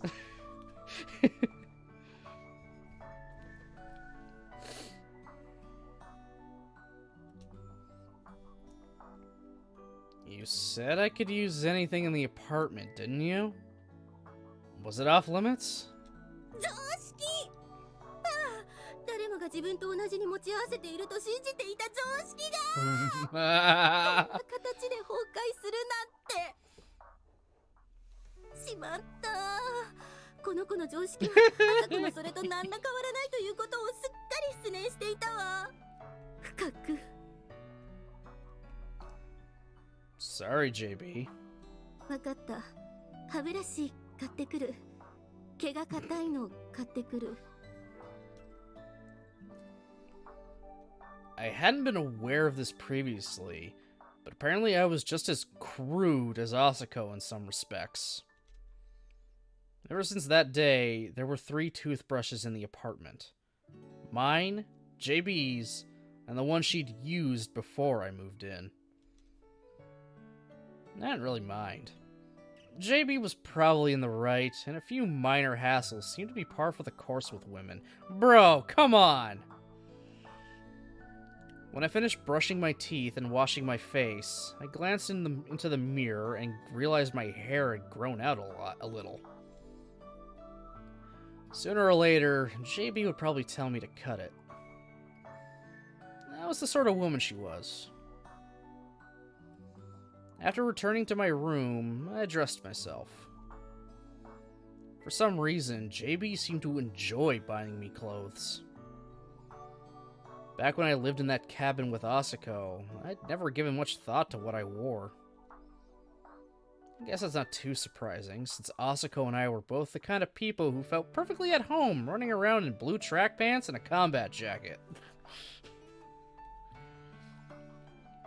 They do say that a man's wardrobe tends to change depending on the woman he's with, but I think JB was actively trying to change me from the clothes up. The outfit she left me on this particular morning was, as usual, a bit much. First, there was a black Italian shirt, tight-fitting and narrow in the arms. The collar was designed to be worn widely open. She'd also picked out a banker-striped suit to go along with it. What's more, the color was a highly regal shade of purple. What the JB, what the fuck are you trying to dress him in? The suit was unusually short in the arms, so you were probably supposed to fold the cuffs of your inner shirt over the sleeves of the jacket. When I tried on the pants, I discovered they were also very slim. If I sweated while sitting down in these things, they'd probably glue themselves to my thighs. To top it all off, a bottle of French cologne tumbled noisily out of the bag. Apparently she even wanted to decide my body odor for me. The instructions, in French, naturally, indicated I should spray it on my neck, behind my ears, on my wrists, and on either side of my abdomen. I hadn't struggled my way through training in 5 languages for this. Putting on the shirt, jacket, and silver necklace to complete the outfit JB had left me, I stood in front of the mirror and evaluated myself.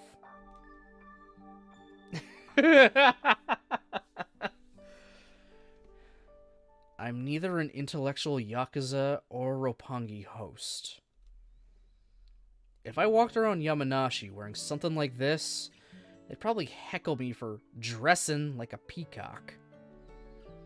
If I went to the harbor in Shinzoko, it'd be, where you headed in them purty clothes, brother? And again, this was Akasaka, right next door to Roppongi. I probably wouldn't stand out too much in a neighborhood like this. He's debating, should I actually fucking wear this out in public?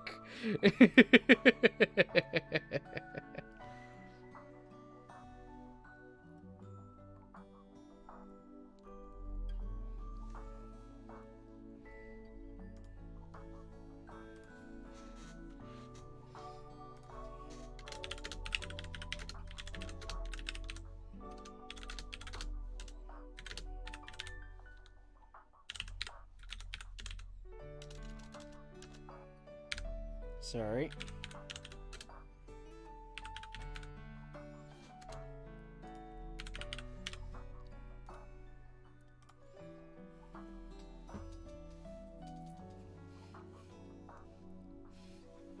Sorry, I just had to type something out quick.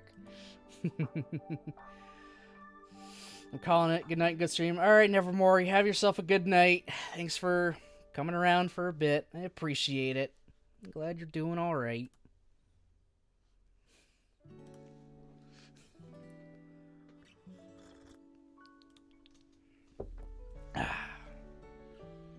Hold on, let me do another save again. セーブしないんだからね。 Okay.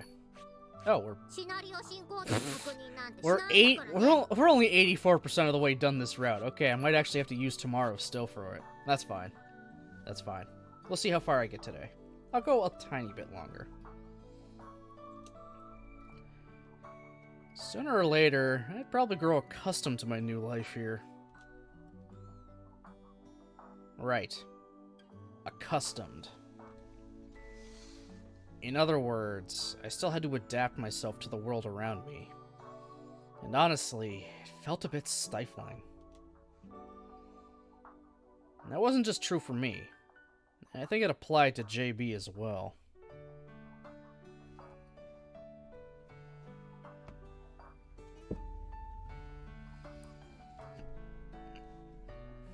It was the fact that Asako was dead. We had to accept that and accustom ourselves to it. But that proved much more difficult than either of us had expected. Even when we talked about work, Asako's name would inevitably pop up when the discussion turned to specific tactics or general strategy.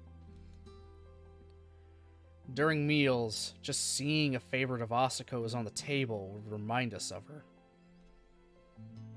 Eventually, we began to fall silent every time she came up in conversation. Kusakabe Asako had been an even larger part of us than we'd known. Yeah. It's gonna take them a long time to eventually, be able to talk about her fairly easily. That's grief. That's just grief. And they're going through it. Slowly but surely. Oh! Okay. Alright, that happened. I'm sure in the uncensored version, not on Steam, they bang. I'm sure they bang a lot. I'm sure he's banged fucking everybody. Every female character he's run into, he's probably just said, yeah, I put my dick in it. Because that's Kazumi Yuji for you.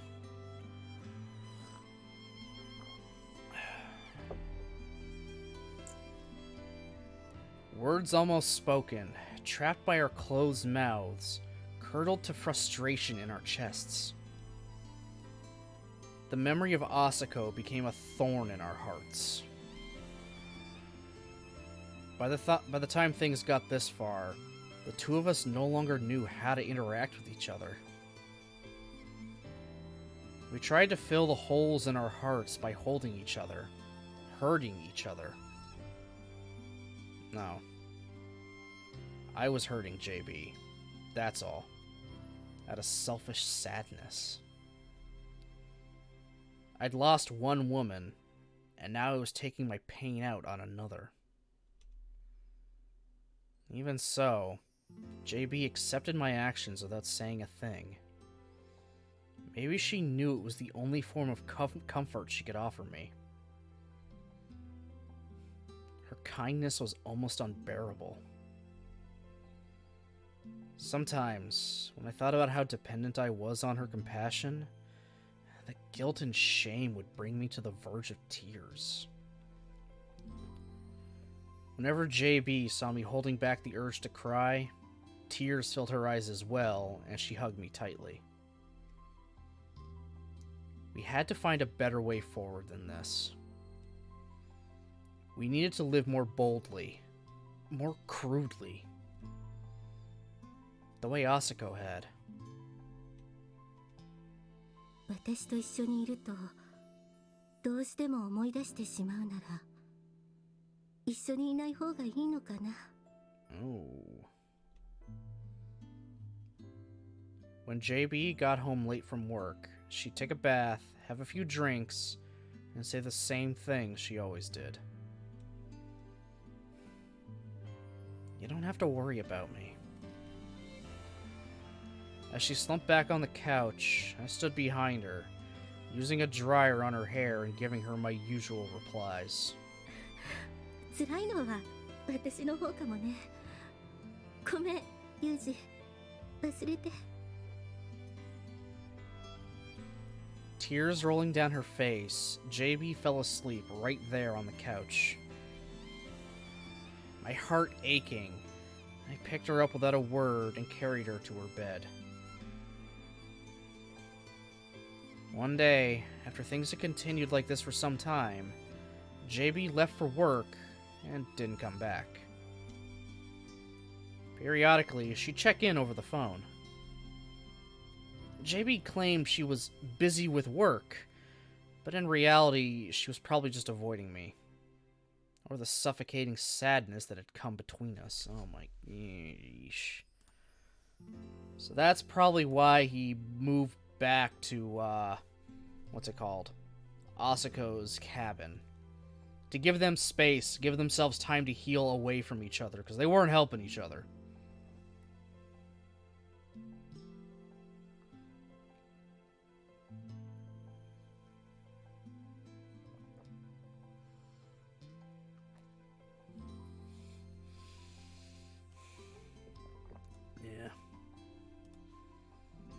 He probably made that decision himself, just for the betterment of both of them.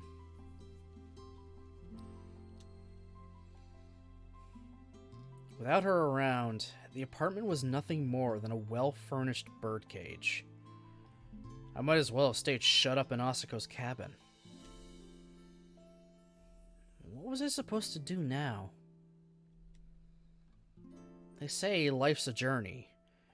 And when you lose sight of your destination, it's usually best to turn back and retrace your steps. But Kusakabe Asako had always been my home. Now that she was gone, where was I supposed to return to? A journey, huh? Come to think of it, I hadn't done much in the way of traveling. I don't know when this was exactly, or how the topic came up, but I did talk to Asako about traveling once. Huh? 北海道行ったことあるぞ。 For a job? いいや、プライベートで。 Okay. To fight a bear? なんでだよ。普通に観光だよ。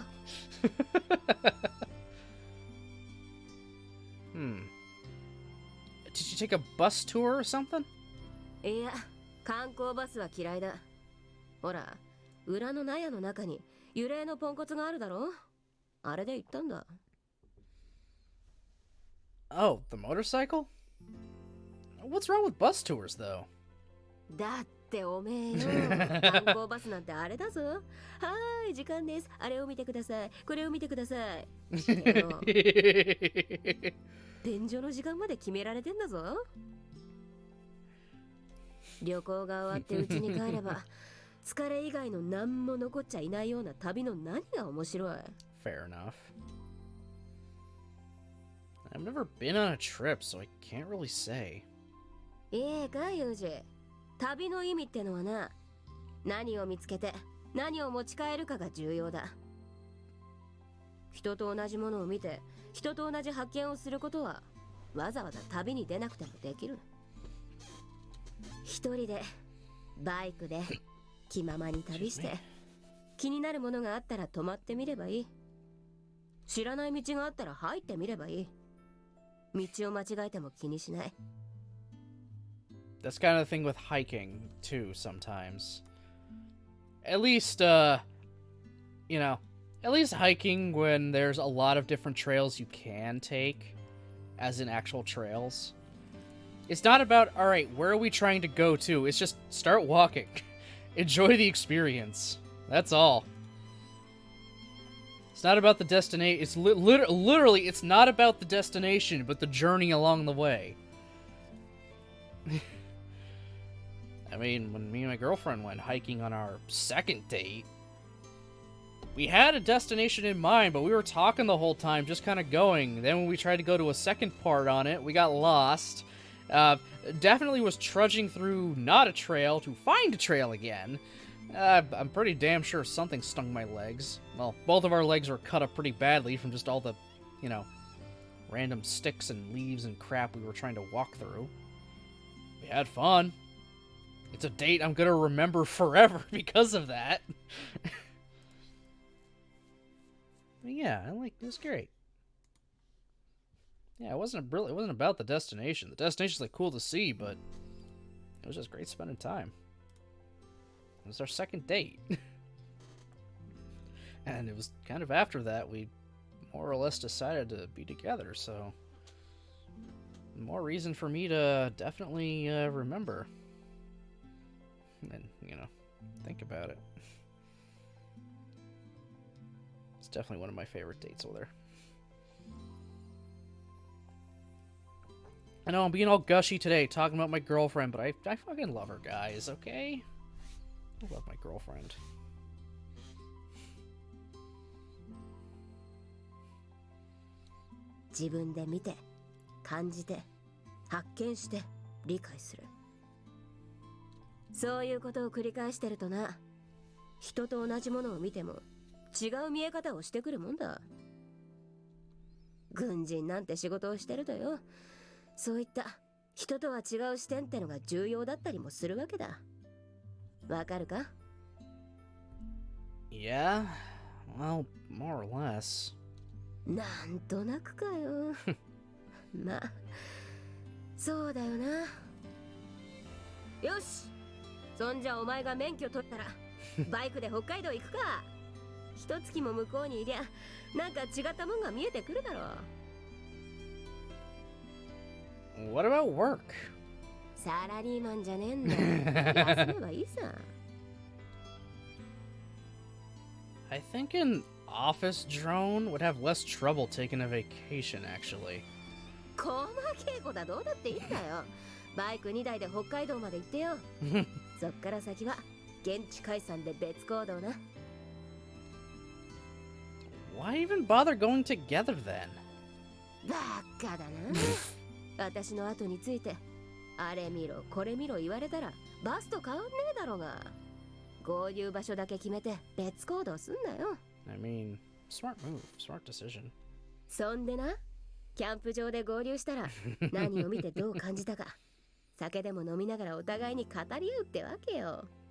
その方が旅として濃いし絶対面白いから。 Her logic is sound.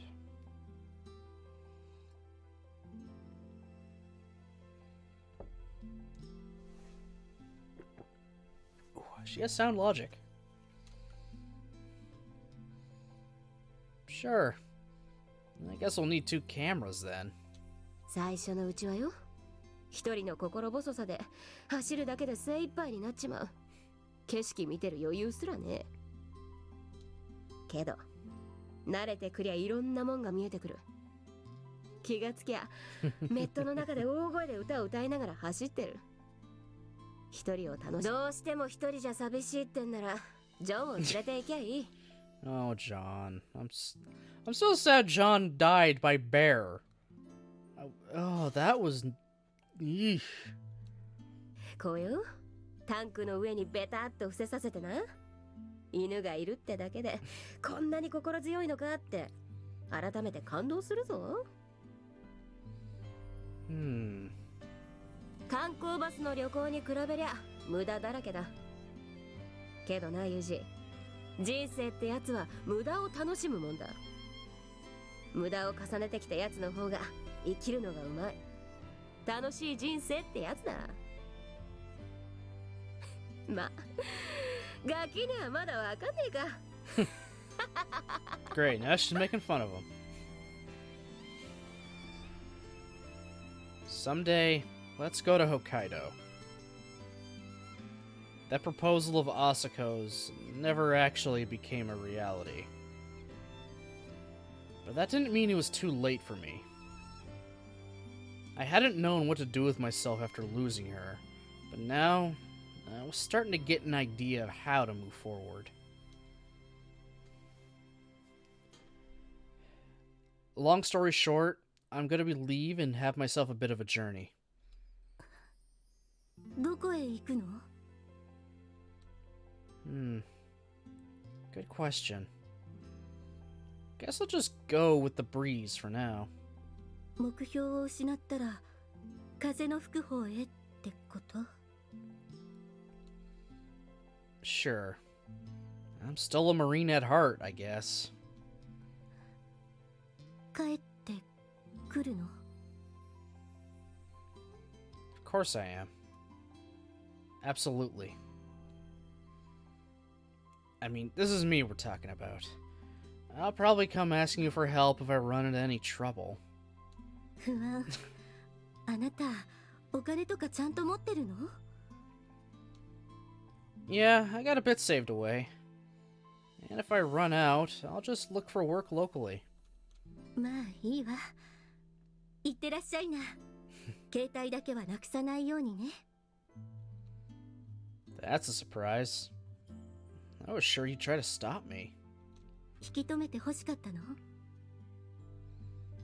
I mean, you're gonna be lonely without me around, right? Especially at night. さっさと行っちゃいなさいよ。バカね。Just get the fuck out.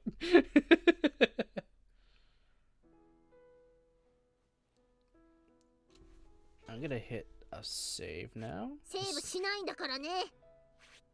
Just to be safe. At first, I figured I'd head up to Hokkaido and go looking at the same things Asuko had seen. But deciding on a destination beforehand felt a little wrong somehow. For the time being, I returned to Asuko's cabin and retrieved her motorcycle from the shed out back.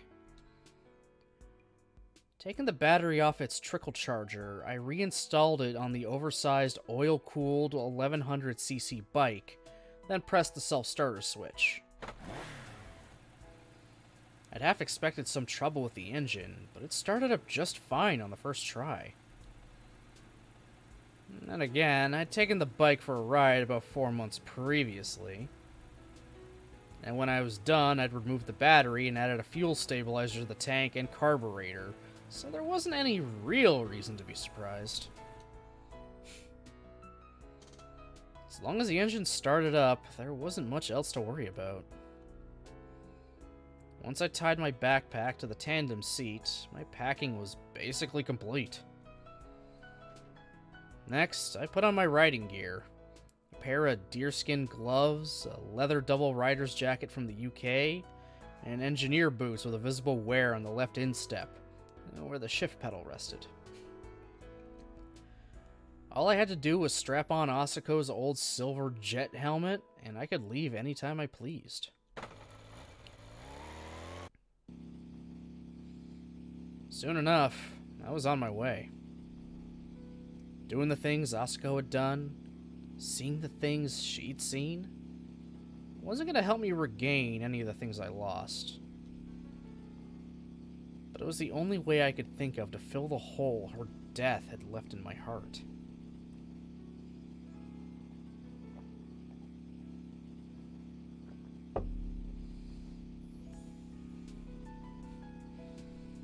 I hadn't decided on a destination, but just riding around randomly wouldn't be any different from taking a walk. I kept unconsciously following roads I was already familiar with. Deliberately choosing routes I'd never taken before, I circled up and down Honshu for a good 2 weeks. Eventually, I found myself heading for Hokkaido, the same way Asuko had.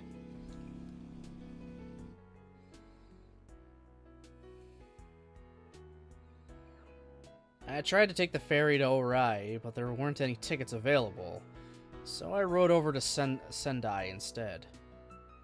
Hey, Sendai is tiny mini fact.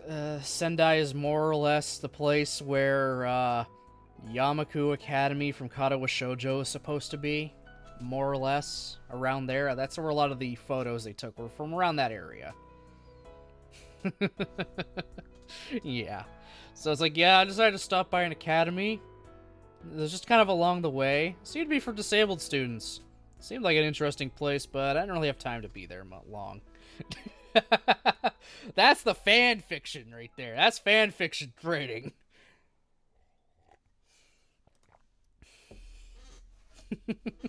Connect all the visual novels I've gone through on stream to one big interconnected web.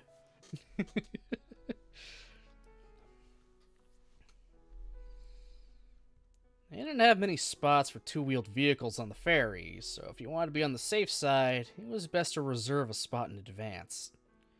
As soon as I heard that, I ordered a ticket using the web browser on my cell phone. From Sendai, I'd be riding over to Tomakomai. The ferry left at 8 p.m., but I got there at 3:30 in the afternoon, so I ended up napping on the second floor of the terminal. In time, the boat pulled into the harbor, and let off the passengers from Nagoya,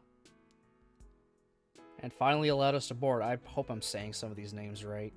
I'm probably not, but I'm trying.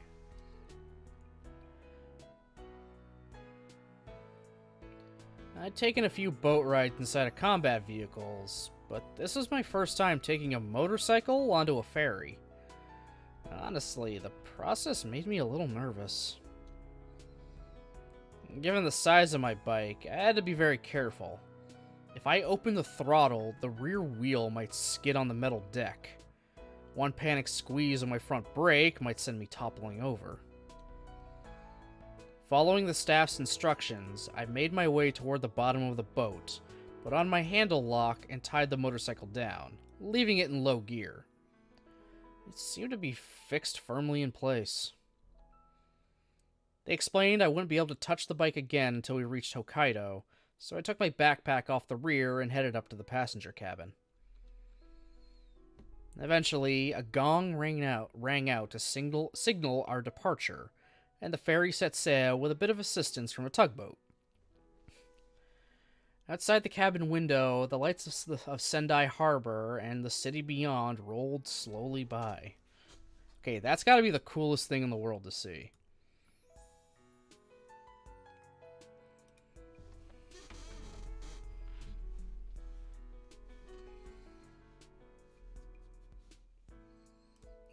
Hold on. Buddy wants me to check something real quick.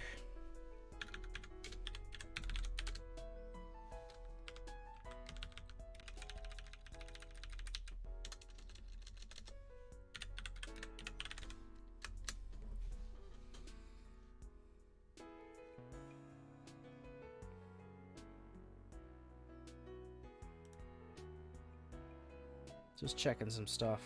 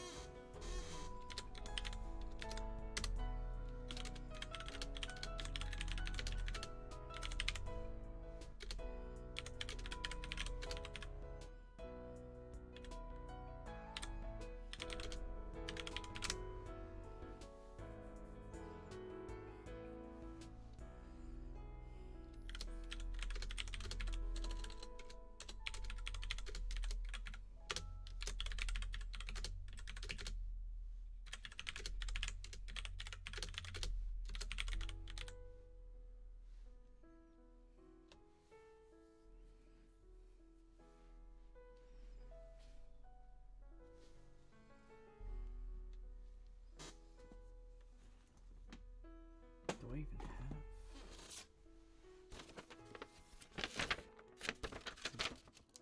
Hope that didn't show on camera.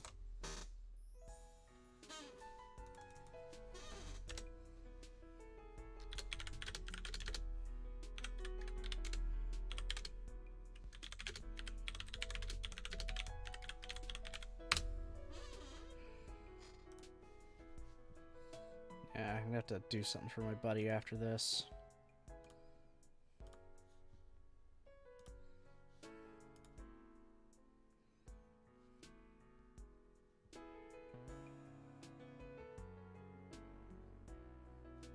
Yeah, I'll worry about it after stream.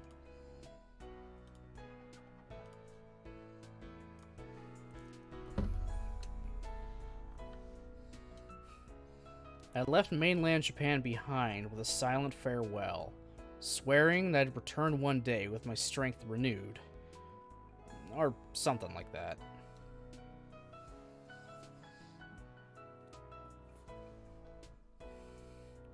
The ferry reached Tomakomai a bit past 10 the next morning, and the passengers promptly began to disembark.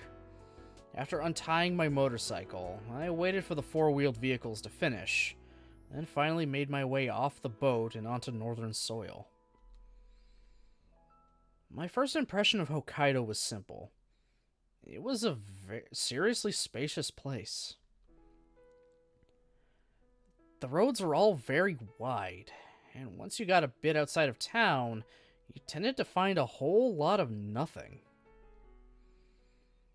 Glancing down at my trip meter, I realized it had been 168 kilometers since the last time I refueled the tank.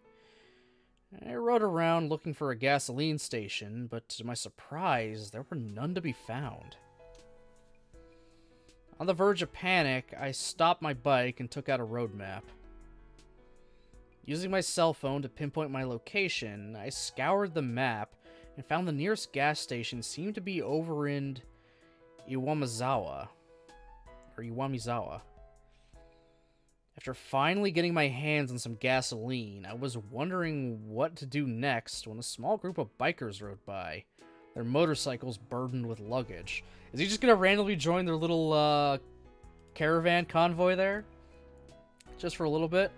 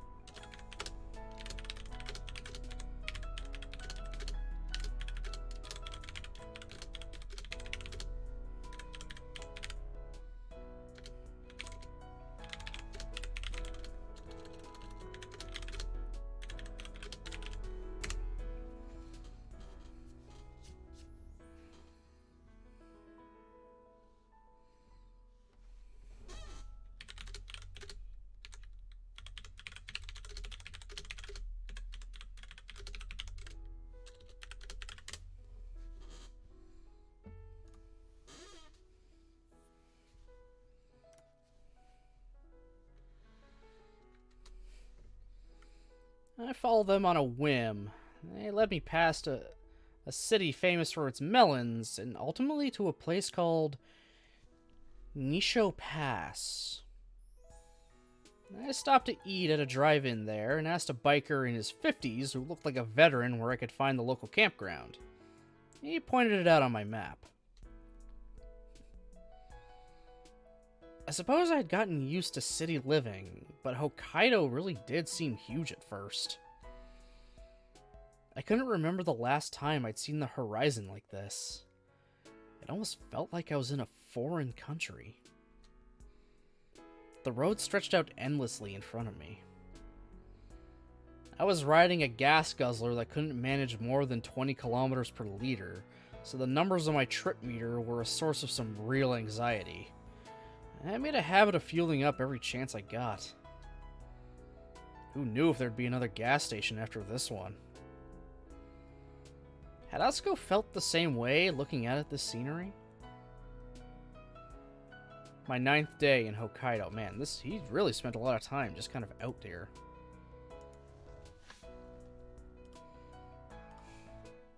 He's having this nice little soul-searching journey. Just riding around in Hokkaido. I'm like a tad bit jealous. In the campground at night, I noticed a man heating his food inside an empty can, which he held over a small gas stove. He told me it was a good way to cook simple meals for one, since you could just throw away the can later. No need to bother finding water to wash your mess kit. Seemed pretty logical. I was a bit impressed. When I tried it out for myself, it worked well enough, but the food tasted noticeably worse than usual. I decided to file this trick away under, might come in handy someday. Yeah, maybe sometimes you won't have your mess kit. You'll just have a can. Do what you can. Yeah, if you boil it inside the can, you're gonna get a bit of a metallic-y taste. 100%. Day 12. Leaning into the fairing as I barreled down a long straightaway, all I could hear was the sound of my engine, exhaust system, and drive chain. Somehow, it felt like the world had left me behind. Irrational anxiety rose up inside me. I'd never been that social a person, but right now I wanted to see another human being so badly I felt like screaming. For lack of a better alternative, I gave it a try. Asako!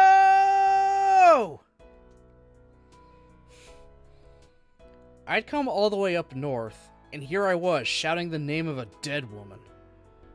Pretty pathetic, really. I didn't have any intention of forgetting her, but maybe it was about time to work on moving forward. Day 15. Holy how? Okay, so he's like 2 weeks out. So 2 weeks out from this, and he's still doing stuff. Alright, how long is he gone on this little trip of his? I found myself behind an American motorcycle moving sluggishly down a long straight stretch of road. For a moment, I thought about trying to pass them, but it seemed like more trouble than it would be worth. I slowed to a leisurely pace and spent some time studying the scenery. Eventually, we passed a policeman who'd been lying in wait at an intersection. Now it all made sense. Things might get messy if a cop hauled me in, and JB would probably end up giving me a scolding. Wasn't like I had any place to be. Might as well take it slow and easy. Day 21. 3 weeks. 200 meters ahead of me in a long straightaway, I spotted something black lying in the middle of the road. I approached slowly and found it was the carcass of a deer. A wave of nausea hit me hard. Apparently, I still hadn't gotten over my issue with dead bodies of any kind. I looked around for a car with a big dent in its hood, or a motorcycle with a with its fork lodged in the exhaust pipe, but there was nothing. No biker lying with his head twisted at an unnatural angle either. That was a bit of a relief. Day 25. The weather took a turn for the worse, and my body temperature quickly plunged. I was shivering in my leather jacket. First, I tried to tough it out until the next rest stop. But after a terrifying moment of lightheadedness, I pulled over and opened my backpack with trembling hands, then put my long raincoat on over my jacket and jeans. Dead deer? Well, get a knife and dinner. No, I mean, people do eat roadkill, but generally it's stuff that's, you know, fresh? Very fresh? Not something that you just found all along the way like this, in the middle of fucking nowhere.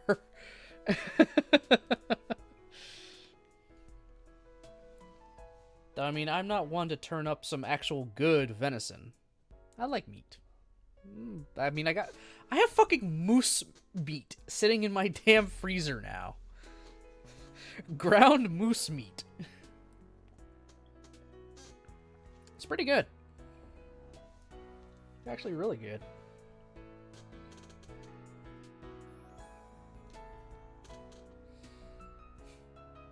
It made a surprisingly big difference. The only problem now was my hands. I could rest my left on the head of the engine, but my right grew colder and colder with every minute on the handle. Experimentally, I put work gloves on top of my riding ones. It helped a little, but I clearly needed a better solution. Day 28. With my bike running in 5th gear at 2500 RPM, I casually opened the throttle. For some reason, my rear wheel spun sideways. I stopped to see if I'd run over a patch of leaves or a cow patty, but it turned out the wheel had gone completely bald. Damn! When I checked the front tire as well, I realized it was badly worn on the right side, but not the left. No wonder she'd been shaking every time I let go of a handle. I hurried over to the nearest motorcycle shop, but they said they'd have to send away for the new tires. Their inventory was apparently better in bigger towns, so I asked the clerk to call around to their other stores. Once we found a place with the right goods, I rode over carefully and had the tires replaced. On top of that, they swapped out the front wheel bearing, distance collar, and axle shaft, all of which had been warped from wear. The total cost came to 67,000 yen. Okay, so $670. Oof. That's a pricey repair, but not surprising. Holy shite. I knew these parts wore out eventually, but the bill was pretty painful. I'd have to try and cut down on my food expenses from now on. Day 31. Okay, he's literally been out for a month. Stopping at a random drive-in, I gave their deep-fried salmon meal a try. It proved to be unbelievably salty, practically inedible without rice, and they made up for the poor quality with truly massive portions. Looking down at my overly full plate, I found myself thinking of JB. Despite her size, the woman wasn't a big eater. When we went to restaurants together, she often couldn't finish what she was served. That said, she did have a good 5 meals per day. Jesus Christ! Why 5 meals, JB?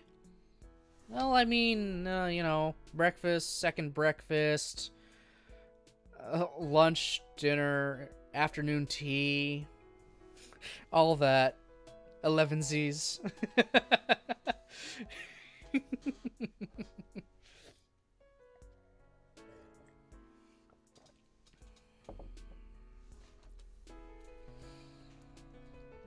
Whenever she ran out of steam, JB would smile at me and silently push the rest onto my plate.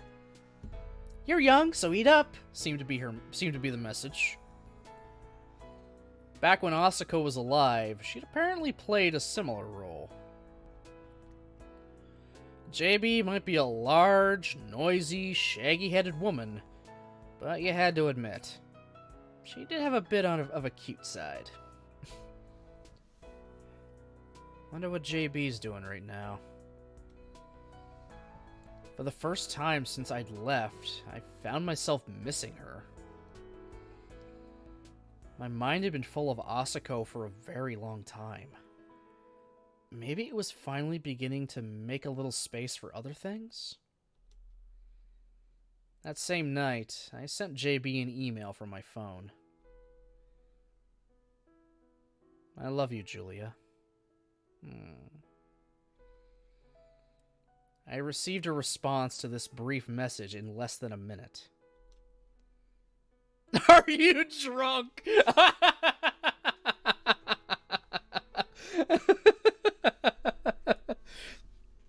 "I love you, Julia. Are you drunk?" "Maybe, but that doesn't change how I feel."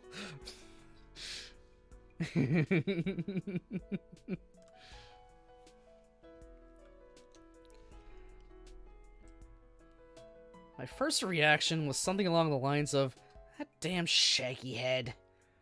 But at the same time, I couldn't help smiling at how typically JB it was.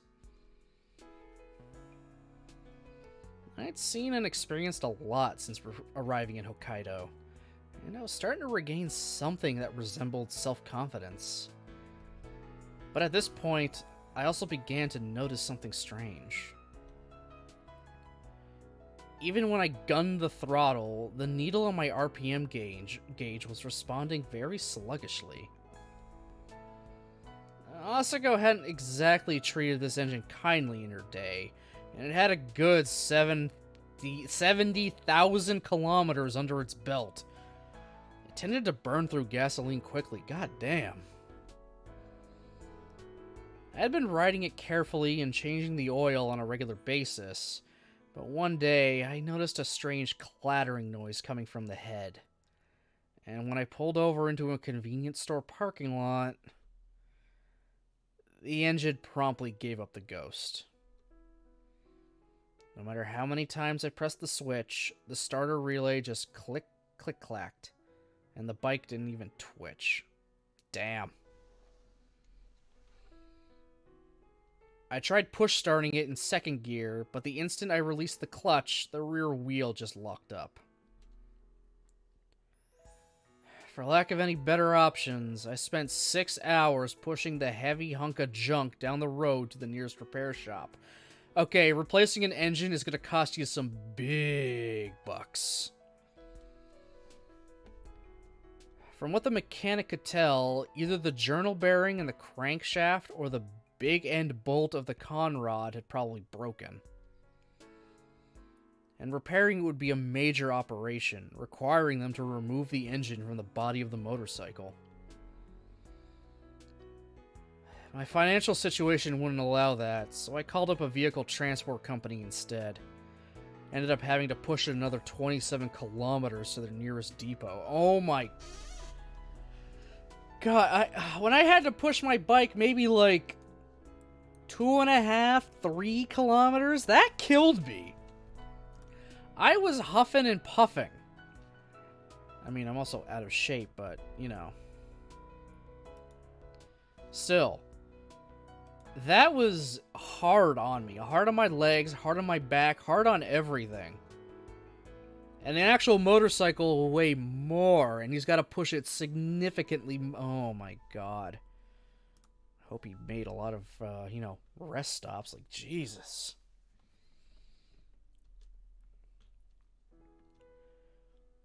Having lost my wheels, I turned back and began to retrace my path on foot, weighed down by my backpack.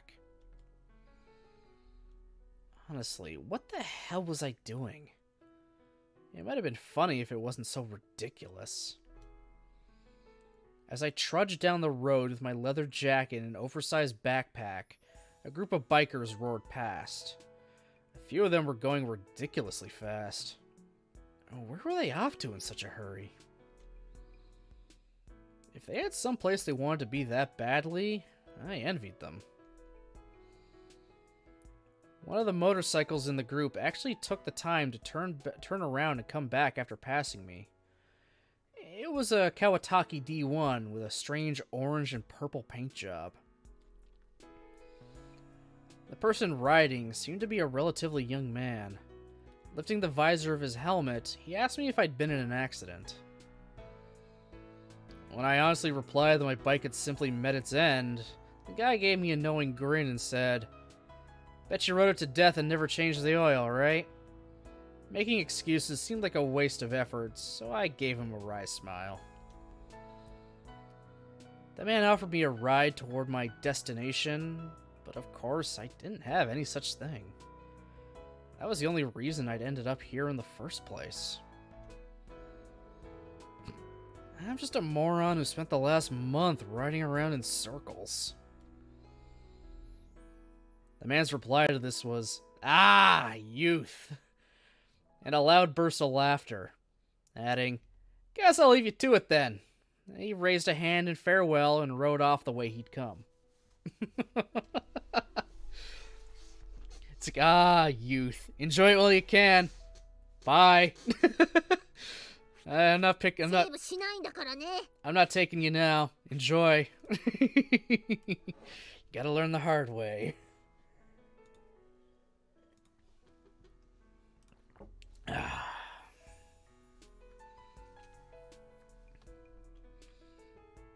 Youth? A number of giant question marks popped up over my head.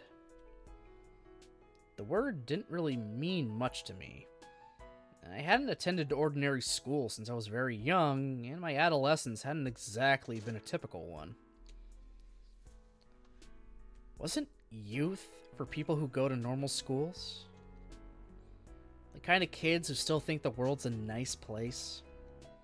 The kind of teenagers who get worked up over the girls they like, or lash out at their parents when reality doesn't live up to their expectations? That was what I'd always thought it meant. Right now, I was lost as a human being. Lost in the face of the future. Uncertain what I could do with my life. Acting on impulse, in the hope something might change. I had nothing to be passionate about, but I was too young to be jaded. Now he's getting all the introspective stuff. I lost my motorcycle, I'm walking, I gotta keep myself, occupied somehow. Time to delve deep into introspection. Just bury myself in the deepest recesses of my mind.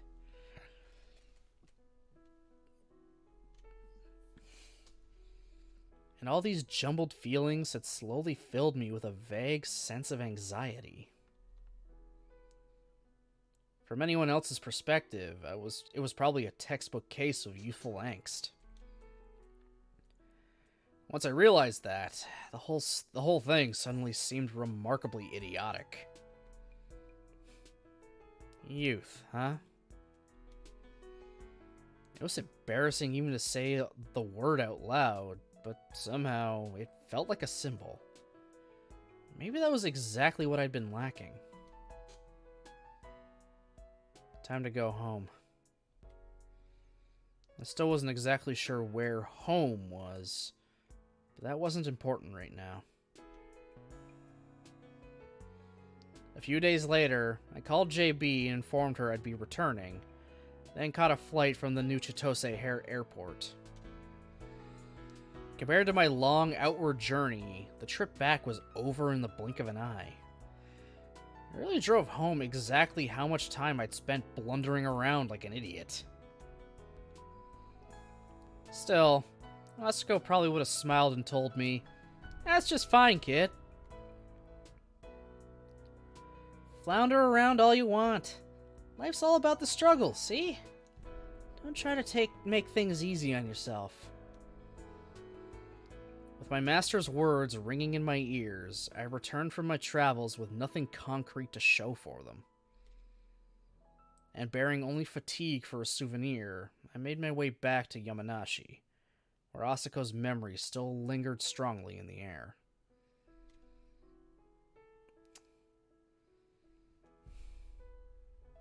It didn't work, Asuko. I came back empty-handed, and I still don't understand anything.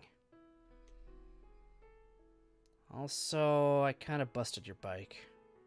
My bad. It's in the basement of JB's apartment building for now, but I'll definitely get it fixed. Sorry. I offered my report to Asuko while burning an offering of incense, then opened a can of beer I'd picked up at a convenience store and placed it upside down on top of her grave. In that moment, I thought I'd heard a voice emerge from her gravestone. Why is she naked? But okay. Also, this is a really weird angle for her. She looks really odd. It was the voice of a mother, addressing a son who'd returned covered in mud after an energetic afternoon outside. Before I knew it, I'd spoken my answer out loud. Well, I guess I enjoyed myself a little. Now I was talking to phantoms. Probably not a good sign. Here we go again!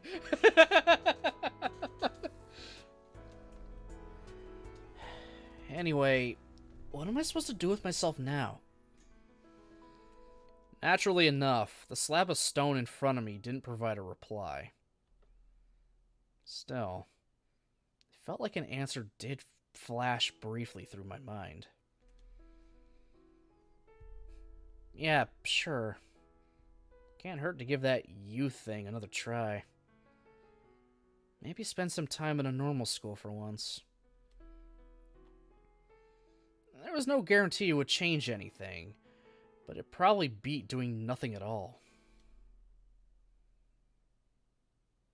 And that's when he recontacted Chizuru and got enrolled in Mihama, and then the events of Fruit of Grisaia happened. Okay, we're finally caught up to the present. Kinda, sorta. It's probably been about a year, I would assume. I assume it's been about a year since he's been at Mihama. Or close to it.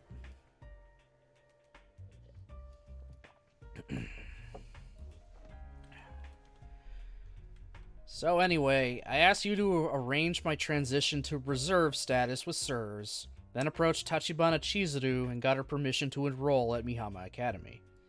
そうやってあなたは簡単に言ってくれるけど、私がどれだけ苦労したか分かってる？ I'm grateful, of course. Children grow up by chasing after their father. And when they lose their way, they turn back and look for their mother. When I turned around, lost and uncertain, you were always there for me. It's too damn embarrassing to say this out loud, but I really am grateful to you for that, JB. まあいいわ。今日のところはこんなものかしらね。あなたの提出してくれた資料は私が修正しておくわ。You really are a fine woman, JB. Let me sleep with you sometime, will you? はいはい、また今度ね。今日はもう帰っていいわよ。お疲れ様。Yes, yeah, maybe next time. Fucking Christ. Right. Thanks, JB. 入りなさい。失礼します。Chiara! 2位からお預かりしました。風見雄二の S 時代の効果表のチェックが終わりましたので、ご確認をお願いします。Fucking Chiara is still around. I like that. Her skin seems a lot lighter than it was previously. ご苦労様。今は本人がいるから後で確認します。デスクの上に置いておきなさい。あ、風見さんいらっしゃったんですね。Oh, Kazumi-san, my ass. You were obviously watching on a monitor from the other room and came in when the conversation ended. Don't act like you're surprised. ああ、すみません。一応そういう仕事なもので。怒ってます？ Can't say it put me in a good mood. すみません。お尻触りますか？ Yes, but no, but yes, no, wait, I'm torn. I do like a good butt. Where'd that come from? Makes it sound like I'm some kind of ass-grabbing serial molester. じゃあ触らないんですか？ Oh, I didn't say that. Maybe next time. When we're alone. Oh my god! もうじゃないわよ。意地があるまいし。いいから資料を置いたらさっさと自分の仕事に戻る。Oh my god, I love this. あ、はい。Well, see you next time, Chiara. いっつもそうやってまた今度って。次は絶対ですよ。キアラ It's either Chiara, it could be Kiara. I'm not sure. I'm going with Chiara. That's what it's written. あ、はい、すみません。あ、先輩、後で少しお時間よろしいですか？ん？何？ここだけの話ですけど、一家から気になる情報のリークがありましたので、少しご相談を。わかったわ。I'm just leaving anyway. You can discuss it here. あ、でも。Goodbye, Major Huterdetta. I'll be on my way for now. ご苦労様。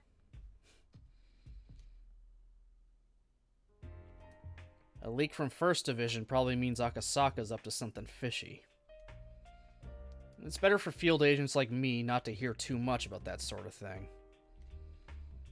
Some jobs are easier to do when you don't know about the politics or behind-the-scenes maneuvering involved. And in any case, I'm pretty damn tired. I did stay up late working on these documents, but revisiting the less pleasant parts of my past was also more exhausting than I'd expected. Right now, I just want to get back to the dorm, collapse into my bed, and sleep. Hey, Yuji. セーブしないんだからね。 I can tell you this right now, Yuji. That's probably not going to happen. We haven't, checked in on them in a while, but the girls have been reading along on one of his drafts of the report they've been painstakingly putting back together. Someone is going to burst into tears the minute he walks in the door. Probably Amane. Someone's going to give him reassuring words. It's gonna be a mess. He's not gonna be able to sleep because they're just gonna bother the absolute fucking shit out of him the minute he walks in.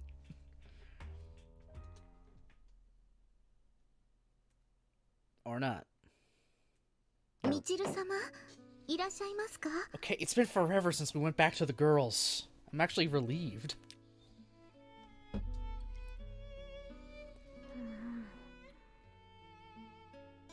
みちる様、ここを開けてください。 Michiru, what the fuck you doing? おいみちる、俺だよ俺。今から言う口座に100万円振り込んでくれよ。Huh?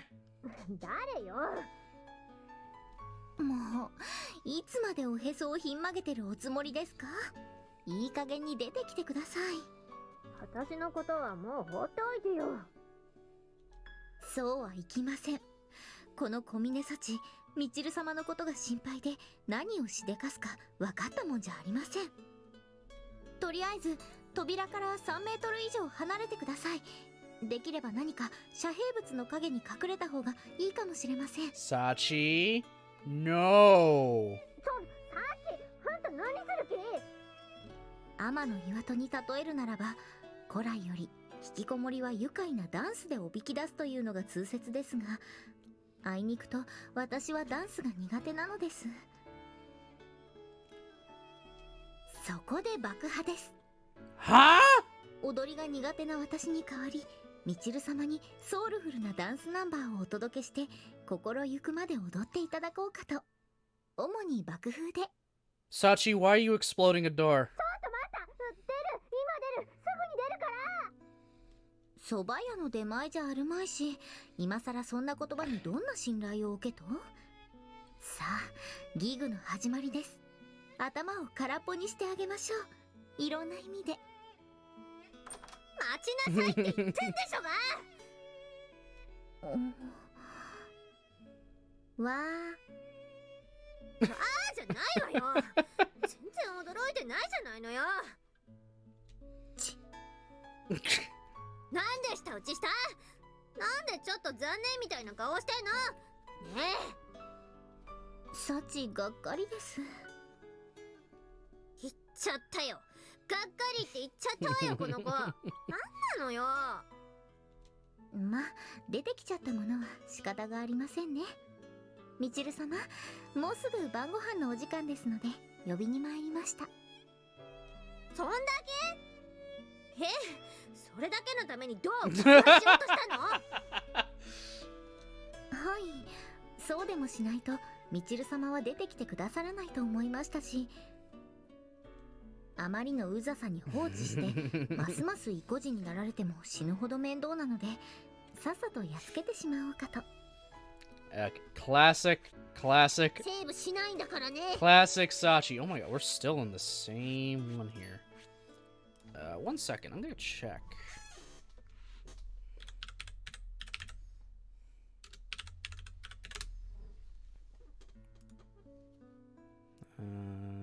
Grisaia no Mikyu. You just passed. Oh, this is the final one, actually. 15 is the final one. Okay. I'm gonna take another quick break because I really gotta go pee. So I'll be right back, and we will continue on. And I'm just gonna try and force my way to finish through this rather than spend tomorrow doing a tiny bit of it. So yeah, I'll be right back. If I can click the button. There we go.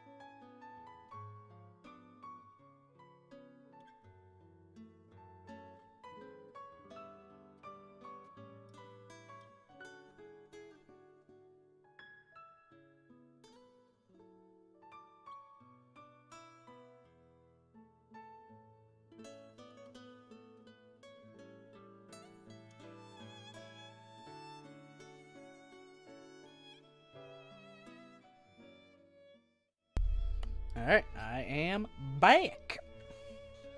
Let's just continue on.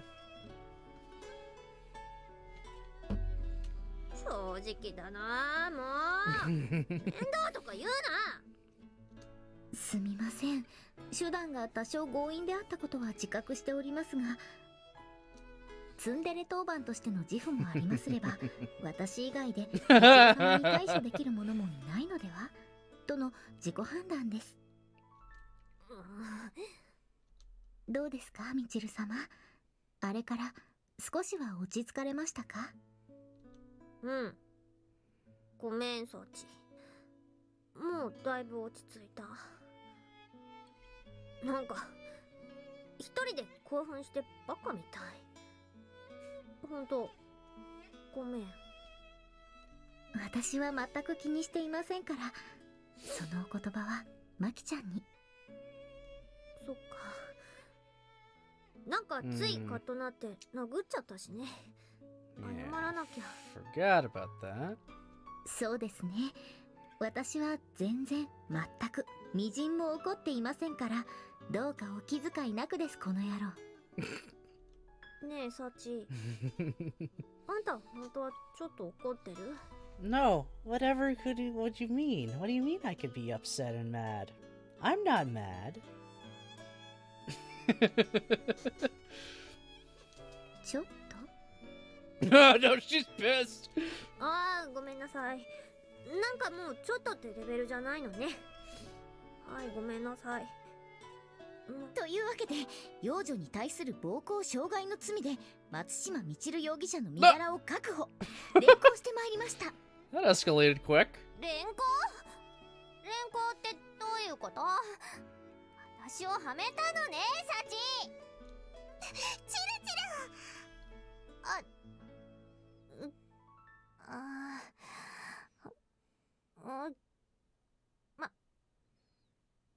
マッキナ。みちる様、素直に。うるさいわね。わかってるわよ。ミチル。マキナ、さっきはごめん。いい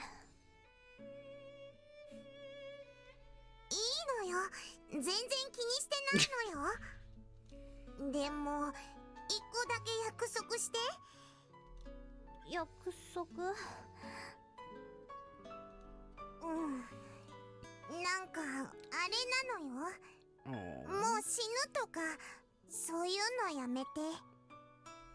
いや、別に私だって自殺しようとか思ってたわけじゃないし。マキちゃんはみちる様が大声で興奮していらっしゃったので、いろいろと勘違いしてしまったんです。Jesus Christ.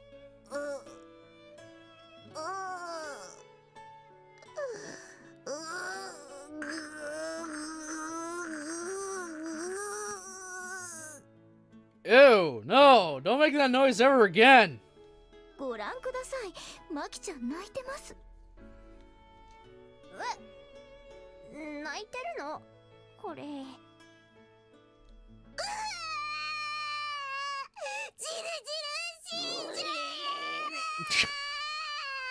Throw that board mocking the noises on top, Nick. マキちゃんはみちる様が大好きなのです。みちる様が死んでしまうのが嫌で、こんなにもぶっ細工な顔で泣いてしまうのです。いや、だから私別に自殺とか。ジルジルが死んじゃった。Nah. 私明日から誰いじって遊んだらいいのよさ。Oh my god. そんな泣いた勢いでちょっとした本音がポロリです。でも気にしてはいけません。ジル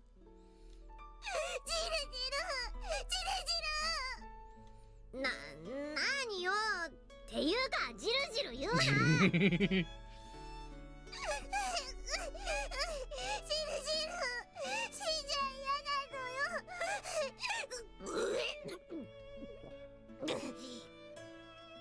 Machina, you good?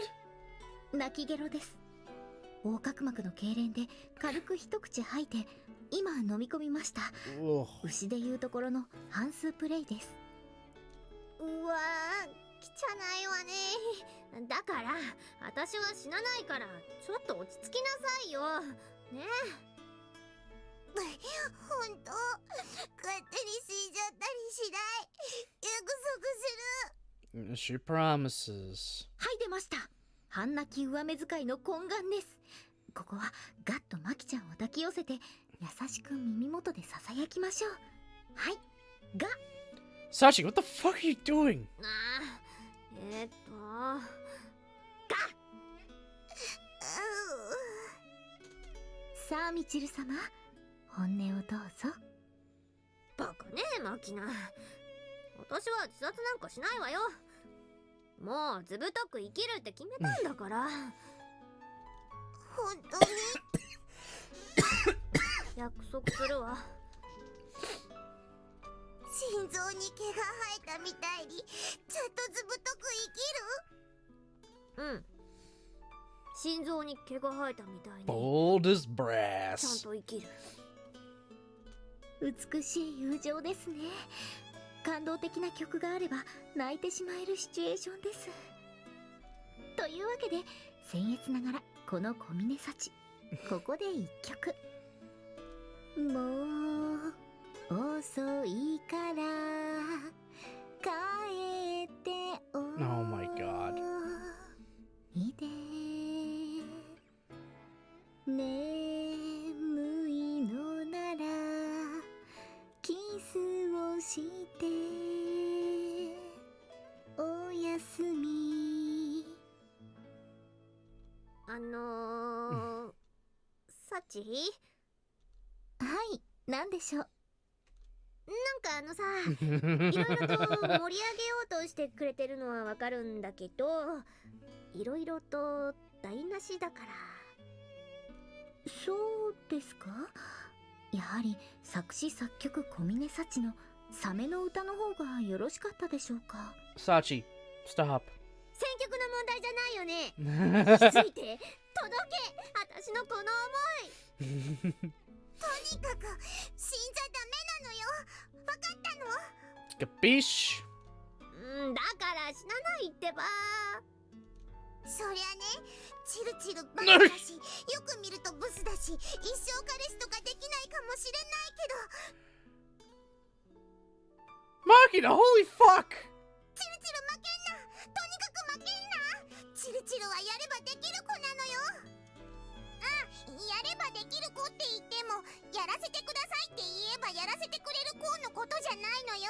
そこんとこ勘違いしちゃダメなのよ。一応褒めてるのよ。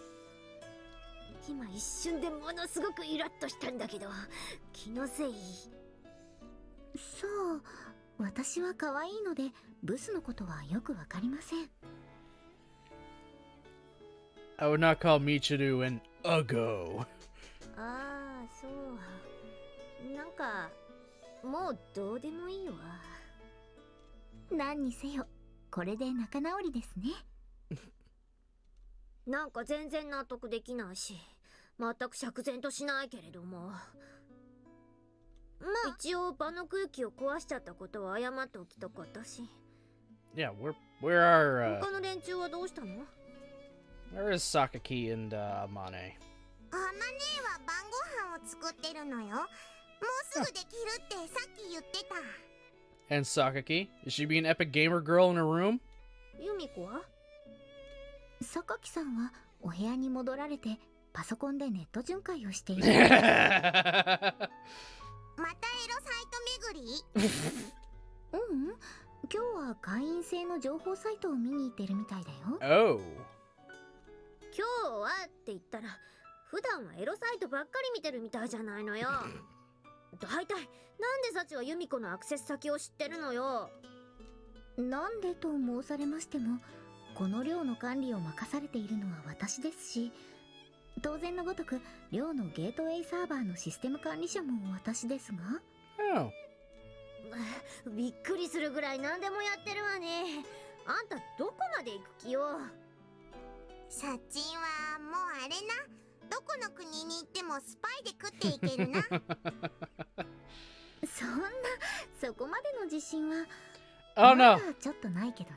No, no, you're good enough, Sachi. You're good enough. ぶんざらでもない反応。はーい、みんな晩ご飯の用意できたわよ。 There's a Mane. 食べにおいで。うえーい、飯飯。あまねー。今日のご飯なーに？ God damn it, I've missed these girls. へへへ。今日はね、大きめの野菜がゴロッゴロ入ってるクリームシチューだぞ。かぼちゃと鶏肉もたっぷり。ご飯にかけて食べても美味しいぞ。 Ooh. え、ちょっとシチューは汁物でしょ？おかずはないの？大丈夫。ちゃんとパンもあるし、サラダもあるよ。 Nice. 山盛りの昆布サラダも作ったから、いっぱいお食べ。まあ鶏肉の煮物だと思って食べればいいか。それでは私は榊さんを呼びに行ってまいります。あれ、ユージはまだ戻ってないの？電話してみる？まああんまりうるさい女だと思われても嫌だし、先に食べて待ってよ。ユージか。私どんな顔してあいつに会えばいいんだろう。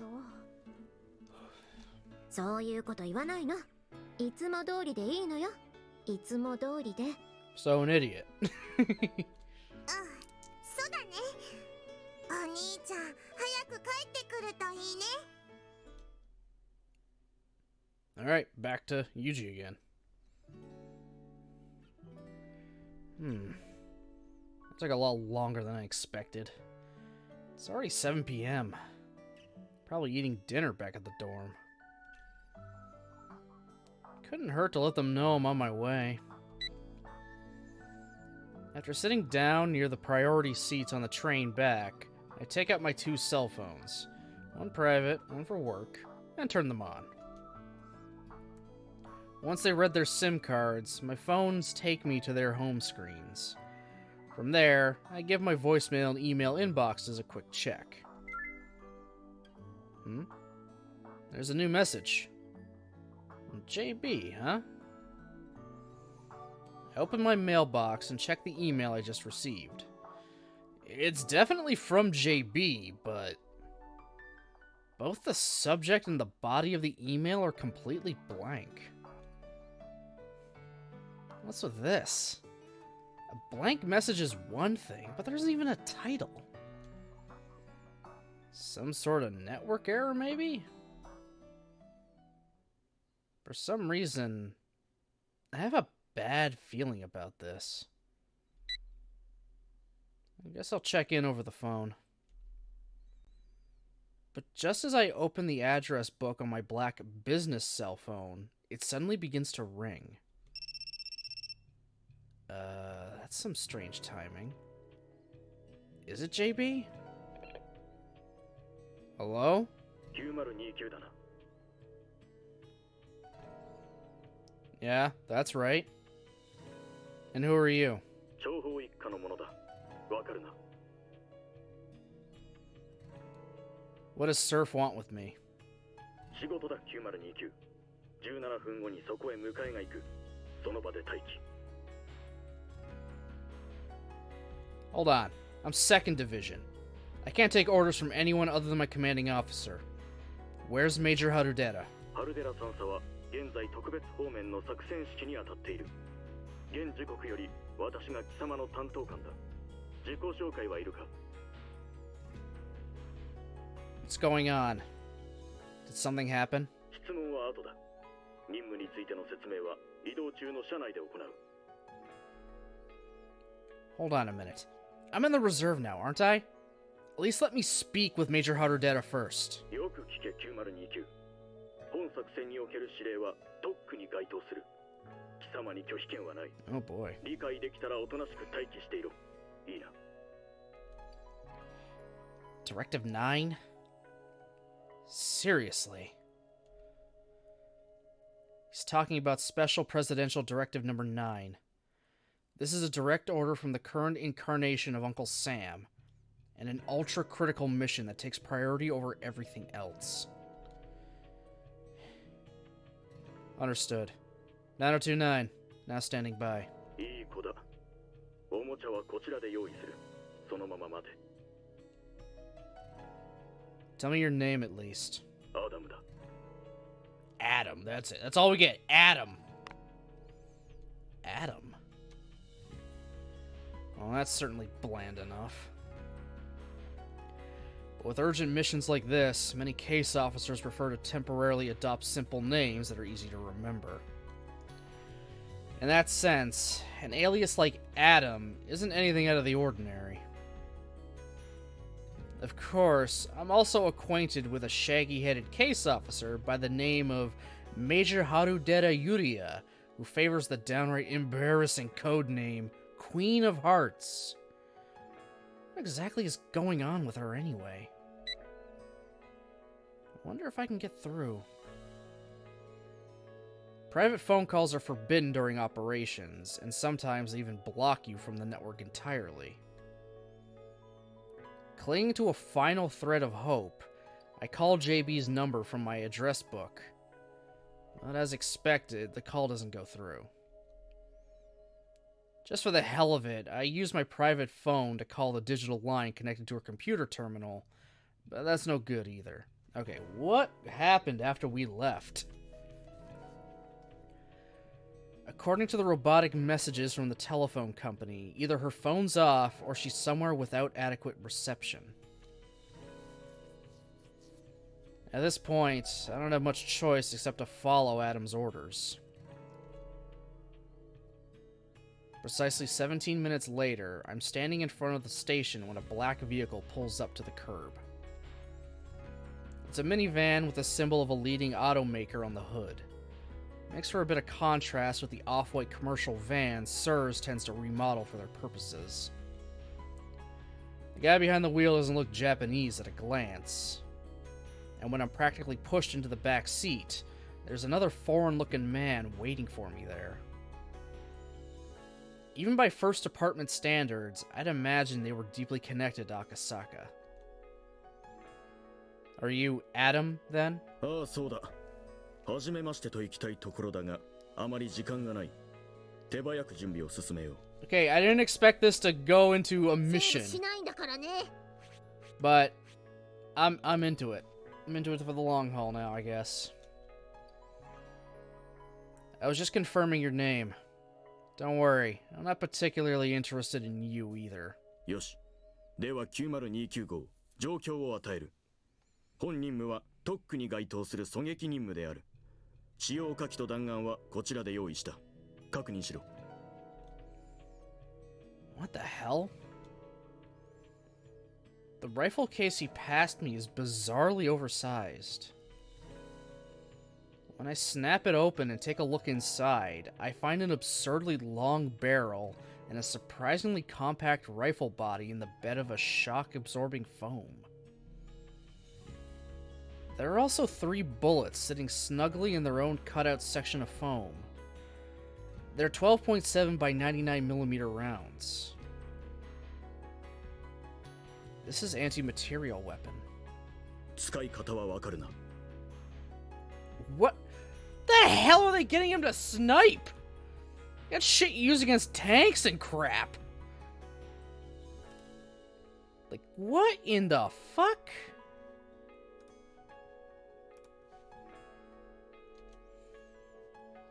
Sure, I guess. This thing doesn't have a magazine or a loading mechanism. You have to feed it bullets manually, one at a time. I understand that a simple, lightweight rifle like this provides advantages in power and stability, but this would be the first time I've ever actually held one. Mind if I play around with it a little? 好きにしろ。ただし、壊すなよ。 Can't say I'm too worried about that.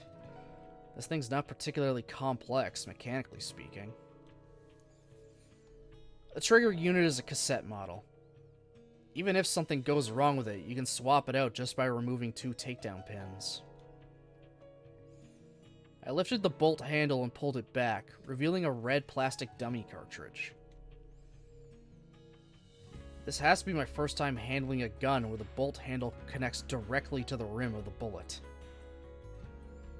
After pushing the dummy cartridge back into the rifle's chamber, I pull down the bolt handle. The cocking indicator changes to red. I'm going to pull the trigger. After warning Adam as a courtesy, I go on trigger. Its edges are a bit of on the sharp side, but it shouldn't be a problem once I'm wearing gloves. I go ahead and give it an experimental squeeze. There's no mushiness. The rifle's simple design makes for a nice, linear trigger pull. The instant the striker falls, the back of the bolt handle drops down with a satisfying whack. Kind of a neat gimmick. Alright. Not bad. So anyway, what exactly am I supposed to be shooting with this thing? まずは資料に目を通せ。その上で質問があれば返答可能な範囲で口頭にて説明する。 Oh, okay. On the afternoon of the 14th, a number of individuals illegally entered Japan at Yokohama Harbor. The Maritime Safety Police arrested a freighter captain and 3 crew members for violating the Immigration Control Act. During the resulting investigation, the police learned that a Hong Kong freighter had allowed at least 5 individuals to illegally disembark at Daikoku Pier on the night of the 13th. Suspecting that these individuals were on the run, the maritime authorities began coordinating with Kanagawa Prefectural Police in an attempt to locate and apprehend them. After receiving these reports, 1st Division of the Central Intelligence and Research Department used their intelligence network. and discovered that the group of fugitives was led by an Ethan Glow, an international wanted terrorist. The situation was designated an urgent threat to national security. A shoot-to-kill order has been authorized by the Commander-in-Chief. Shit! For the President themselves. Basically, a nasty terrorist slipped his way into Japan, and it's our job to kill him? 話が早いな。そういうことだ。What kind of terrorism was this Ethan Glow involved in? 答える義務はない。You don't even have a photograph or anything? There's a possibility I'll target the wrong person in the field. 標的はこちらが確認してから貴様に指示を出す。問題ない。Oh, okay. You're gonna send me out with a spotter then? Also, how many other sniping teams are gonna be deployed? 観測には俺がつく。標的を確認する仕事が優先で、貴様の隣にいるわけにはいかないが、どうせ貴様はいつも一人だ。問題なかろう。それと、今回現場に配置される狙撃チームは、俺と貴様のワンペアだけだ。The fuck? Isn't that kind of weird? What other teams are we coordinating with? 同時に稼働している情報班はあるが、実動は我々のチームだけだ。我々は戦争を始めるわけじゃない。ことはできるだけ隠密に済ませたい。Why all the secrecy anyway? Would it be inconvenient if someone found out about this assassination? その質問に答える権利は私にはない。It's fucking what's his name? Heath Oslo. It's Heath Oslo. We knew he entered earlier. At the very beginning of this game. He's gonna see Heath and immediately freeze up, isn't he? That's what's gonna happen. He's gonna freeze up the minute he sees Heath. Very enlightening. 質問が異常なら現場に到着するまで目を休めておけ。目薬を使うか？ Yeah. ではこれを使え。未開封の新品だ。安心していい。Thanks.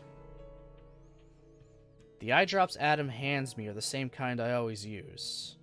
A product made by a Japanese pharmaceutical company. Seems like their dossier on me must be pretty damn thorough.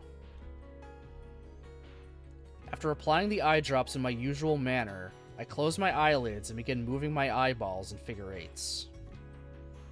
In any case, I guess this is going to be the second time I've shot someone with an anti-material rifle.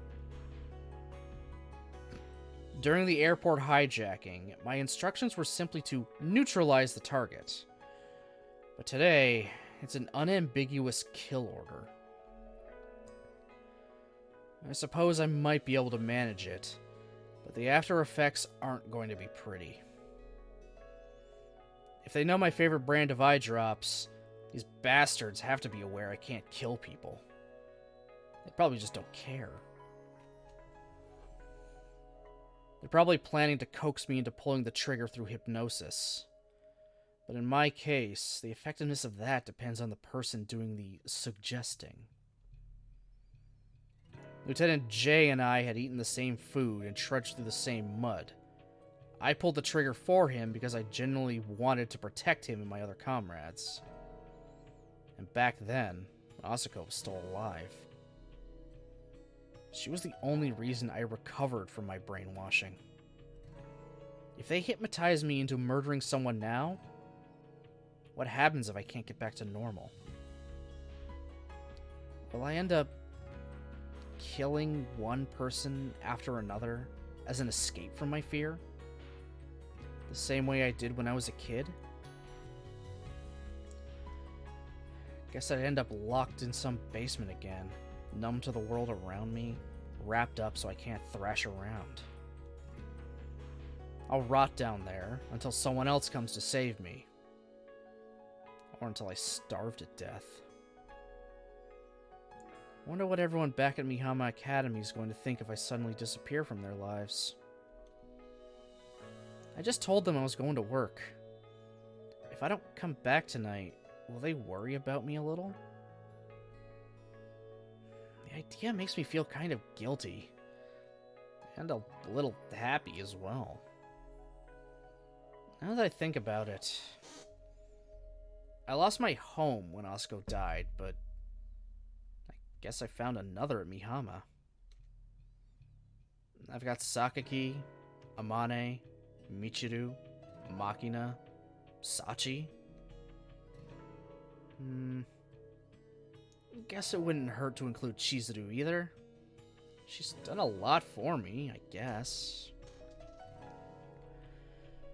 God, I want to go home. Wonder what they had for dinner at the dorm tonight. With these absurd thoughts running through my head, I slip into a half-conscious state. And before I know it, we've arrived at the site. Roused by a brusque "Wake up!" from Adam, I swallow a tinge of irritation and get out of the minivan, lugging the oversized rifle case along with me. I wasn't provided with any detailed information on our current location, but it was probably somewhere in the vicinity of the Yokohama Pier mentioned in that report. My assigned position is located in the 4th floor office within a building that once belonged to a bankrupt design management company. Outside, it's a jumble of warehouses and cranes. こちらアダム、9029、ラジオチェックだ。聞こえるか? Okay, didn't expect assassination mission today. At all. Good lord, this is going a lot longer than I thought it was going to today. Oh well.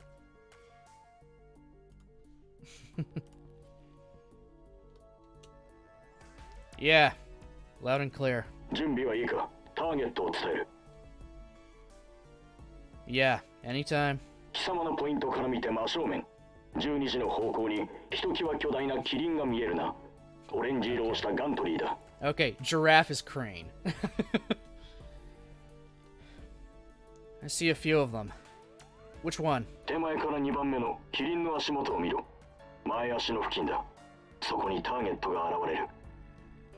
逮捕された貨物船の船長の話では、今日もまた別の船でテロリストが密航してくる。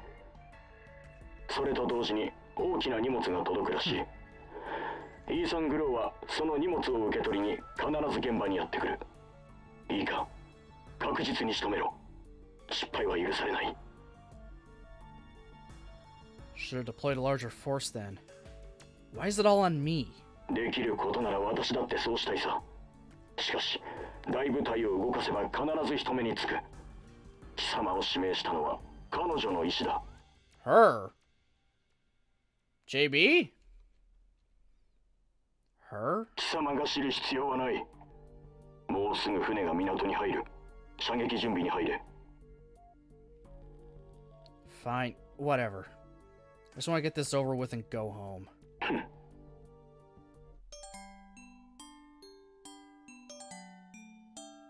Hey, stop it.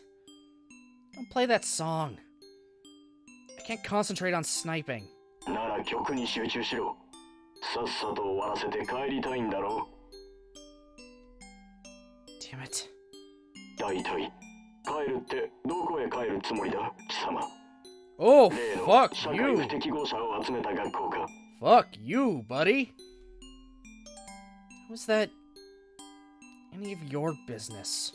自分より不幸な奴がいると安心できるのか。それとも惨めな連中を助けてやっているつもりか。施しは気持ちがいいよな。It's not charity. だったらなんだ。同情か。上から見下ろしてかわいそうか。What's wrong with sympathy? 悪くはないさ。ただ、お前にその資格があるのか。それでお前は誰を助けたつもりなんだ。救世主にでもなったつもりか。Hey, Adam, go fuck yourself. No. It's not like that. 誰かを救えば、お前の過去はなかったことになるのか。他人を出しに気分良くなっているのはお前一人だ。そんなことで許されると思うなよ。何人救おうと、お前の過去は消えない。死ぬまで消えない。死んでなお繰り返される。何度も生まれ変わる。 This guy just egging him on? お前は自分の不幸に他の女を巻き込んでいるだけだ。それに付き合わされる女のことも考えろよ。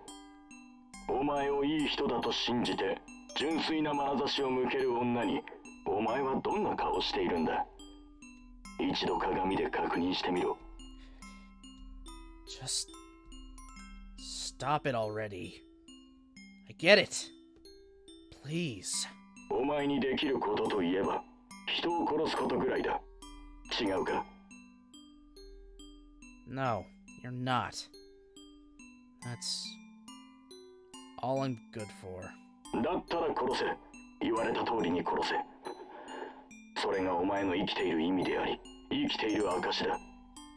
やれるな。 Doesn't matter if I can. I have to do it, right? その通り。いい子だ9029。お前ならやれる。確実にやれる。見えるか9029。標的が狙撃ポイントに近づいている。確認しろ。公安作業員の制服を着ている連中の中に一人だけスーツを着た男がいるのが見えるか？ Yeah, this is gonna be Heath Oslo. Affirmative. その男が今回の標的、イーサン・グローだ。 Ethan Glow. そうだ。貴様が憎むべき国家の敵だ。殺せ。 You're wrong. なんだと？声が遠いぞ。もっと大きな声を出せ。 You're wrong. That man isn't Ethan Glow. This is wrong. Wrong. Wrong. おい、9029、どうした？ It can't be. No, no, no, no, no, no. That man isn't Ethan Glow. He's...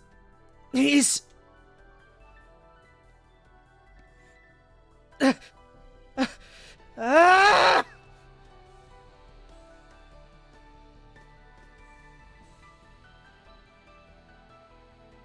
What the hell? He knows he's there! He fucking knows Yuji's there! Holy fuck! He knew they were gonna send him! This fucker's been keeping tabs on Yuji this entire time, hasn't he? He let that first ship get caught. He let that information leak.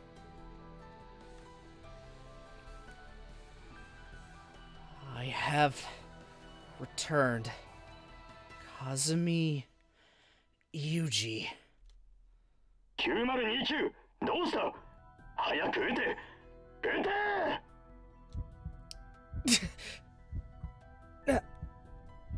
My hand.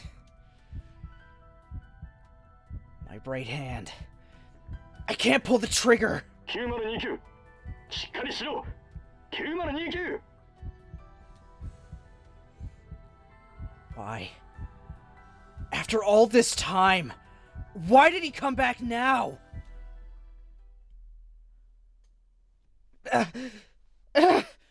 Ah!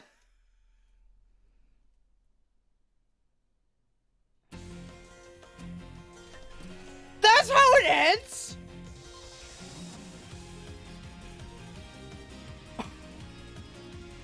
That's how Yuji's route ends?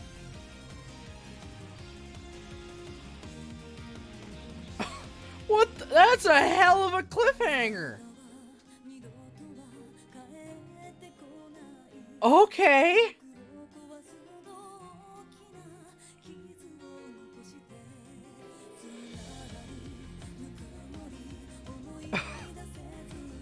That's a lot to unpack.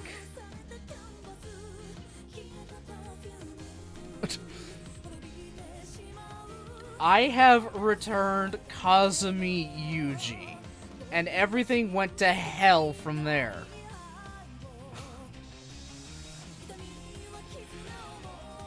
fucking Heath Oslo. Oh my god. So clearly, Eden takes place after this, immediately after this, probably. Thanatos the Creator is the name of this song. Okay. What the fuck? Oh, no, not the Yuji dressed up as a girl thing. Okay, we're getting all the after-story ending themes right now for whatever reason. So I guess there's only one ending. There's only one ending credits. That's fine. I'll let this play out. And then we can continue. It'll do some whatever, end off properly. Yeah, we're getting all the CGs from Fruit in here too, along with the newer CGs we got.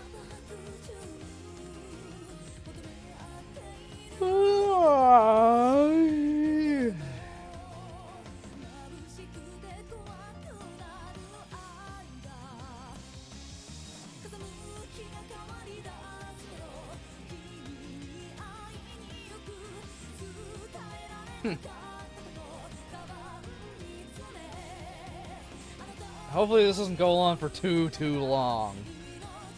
But we'll see.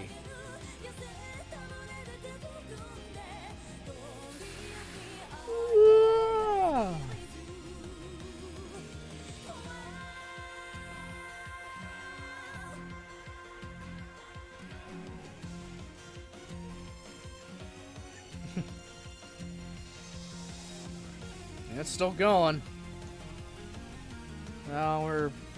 No, it's John, this female puppy that he had to name John for some reason. Yuji's dumb. All right.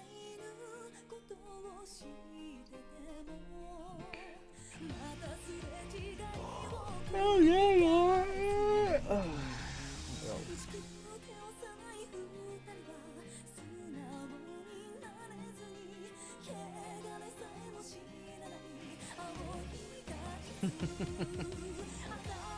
This is something.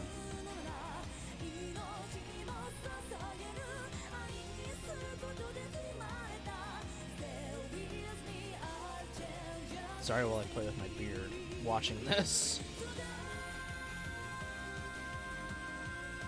My ever-graying beard.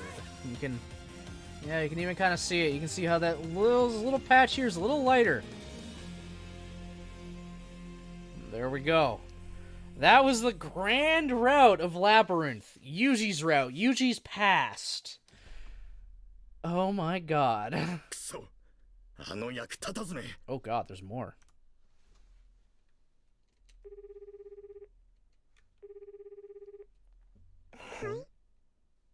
Sumimasen.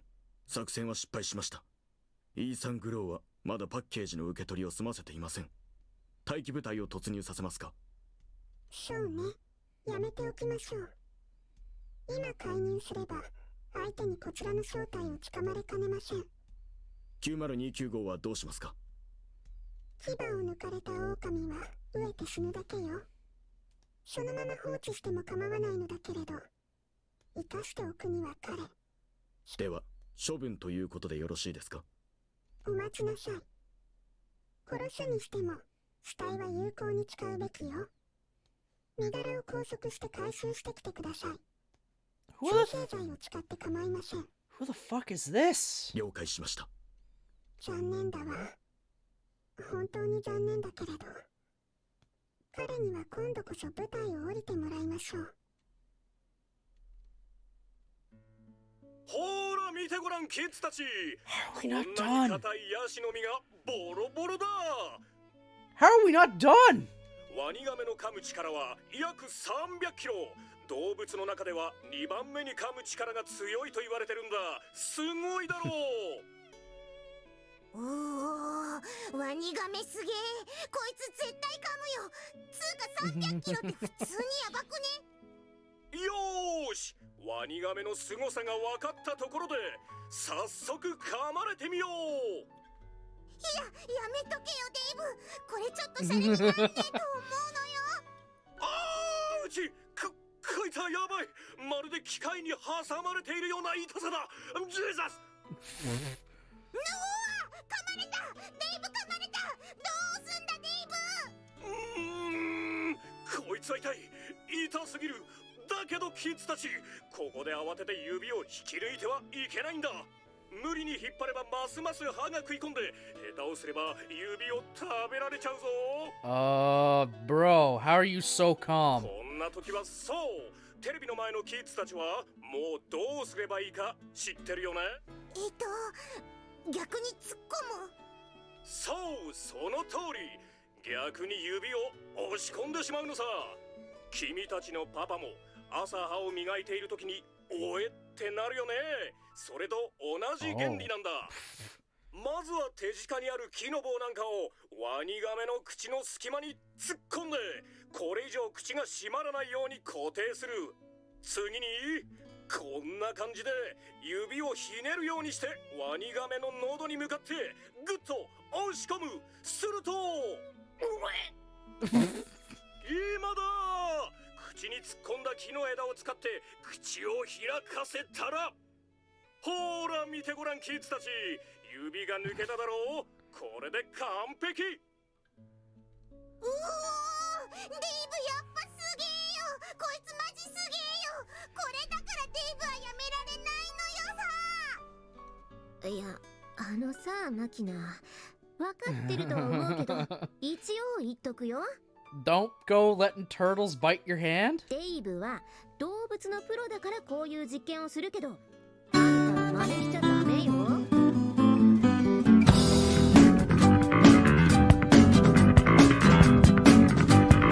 I'm gonna get blamed for this. Whatever.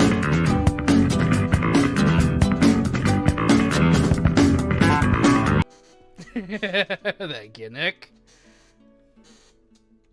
その辺はちゃんと分かってるのよ。っていうか、こんな真似デイブにしかできないからすげえのよさ。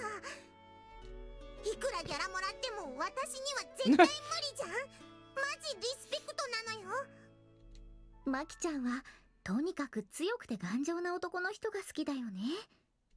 まあな、やっぱ男はなかなかくたばらないやつがいっちゃんいいのよさ。鉄砲で撃たれても死なないぐらい頑丈な男がいい。その点デイブはいい線いってると思うのよ。No, Machina, you cannot date Professor Dave. まあ、その気持ちはわかるけどね。So how is this still going? いいお湯だった。お風呂上がったわよ。次は誰？次は榊さんですね。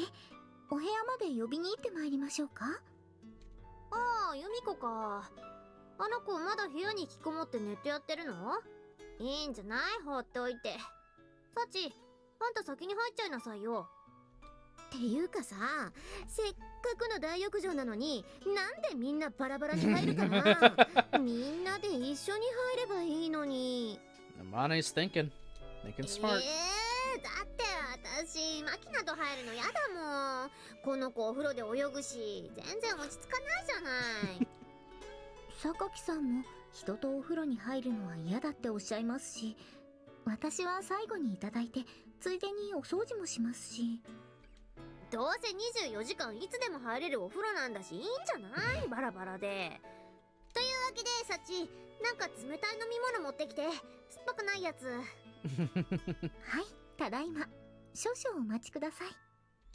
ねえ、みちるん、あんたね、そうやって何でもさっちゃんにやらせないの？ I'm still taken aback, by the way.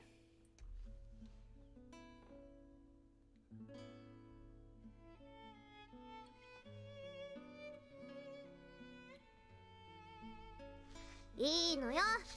サチはああやって誰かのために働いてる方が余計なこと考えないんだから。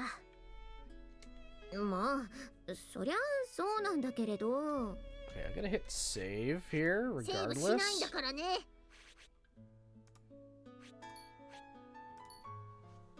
How are we still Seriously, how are we still going? I gotta finish it off now. 100%.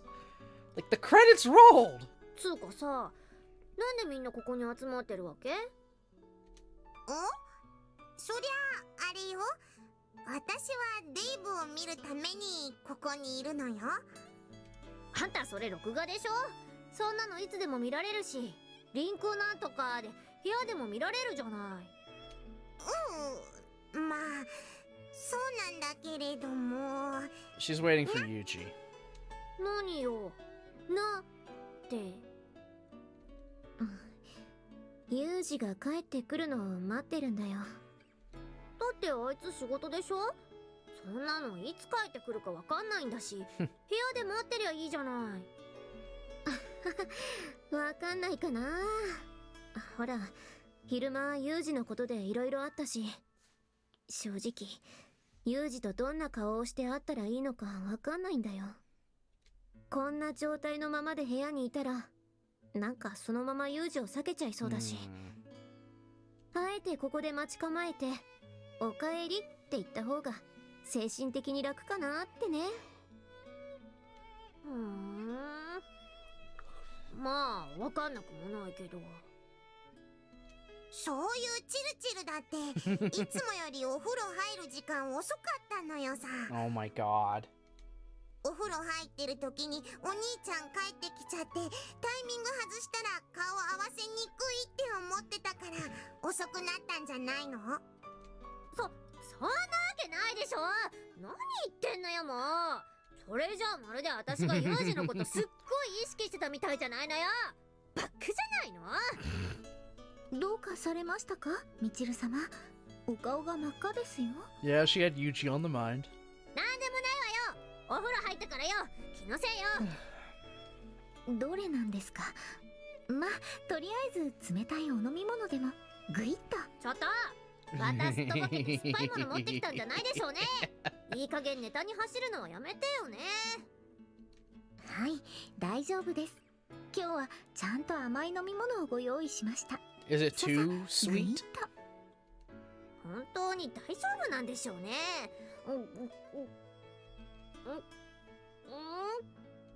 甘いですね。 You just gave her pure like liquid sugar, didn't you?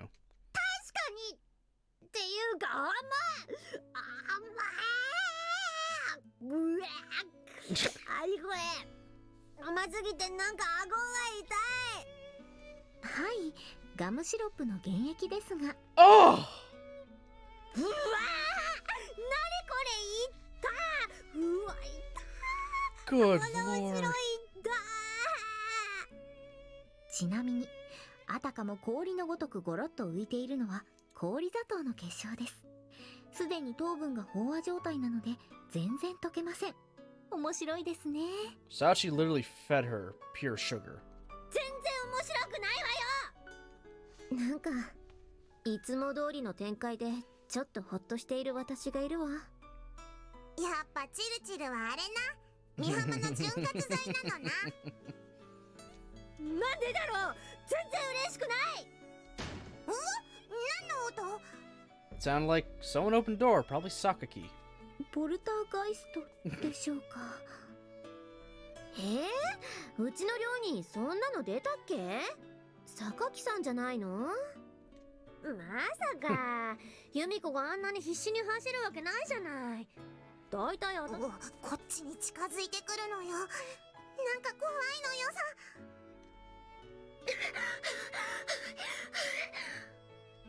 ほ She ら、 knows. やっぱり榊さんじゃない。どうしたのそんなに慌てて。 On her information thing, she knows what's going on with Yuji, isn't she? テレビ見てなかったの？ Oh. 私がずっとデイブ見てたし、テレビがどうかしたの？とにかく見て。何チャンネル？どのチャンネルでもいいわよ。どうせどこも同じだから。何なの？ Oh my god. マキちゃん、とりあえず地上波に切り替えて。わかった。ほいっと。ただいまの時間は番組の予定を変更して報道特別番組をお送りしております。あれ、何？なんか事件でも起きたの？静かに。とにかく見て。繰り返します。本日午後9時45分頃、在カザフスタン共和国総領事館にて銃撃戦があり、 Whoa. 職員および警備の人間に死傷者が出た模様です。現在ボイスオブニュースの取材班が現地に取材へ行っております。なんか大変なことになってるみたいね。いいから静かに。何よ、説明ぐらいしてくれたって。どうやら中継との回線がつながったようです。現地取材班の酒井さんに詳しい状況を聞いてみましょう。 Okay. 酒井さん。はい、こちら現地の酒井です。そちらの状況はどうなっていますか？現場はまだ騒然とした空気に包まれております。激しい銃撃戦を物語るかのように、現場にはまだ火薬のような匂いが立ち込めております。 What the fuck happened? そちらの方では何か新しい情報はございますでしょうか？現地で発表された情報に今のところは大きな変化はありませんが、領事館を襲撃したテロリストのメンバーとおぼしき人物の名前が公表されました。今回領事館を襲撃したテロ組織はヒース・オスロをリーダーとする集団であり、 Oh. 襲撃に参加したメンバーの中に風見裕二という名の日本人が含まれている可能性が高いとの発表です。ありがとうございました。また Oh 何か情報が no. 入りましたらよろしくお願いいたします。 Oh 以 no. 上、現場の酒井記者からの中継でした。なお、本日はスタジオに軍事評論家の石坂直純さんと経済アナリストの弘前元信さんをお迎えして詳しい解説を伺いたいと思います。 That ain't good. さて、今回の襲撃事件ですが、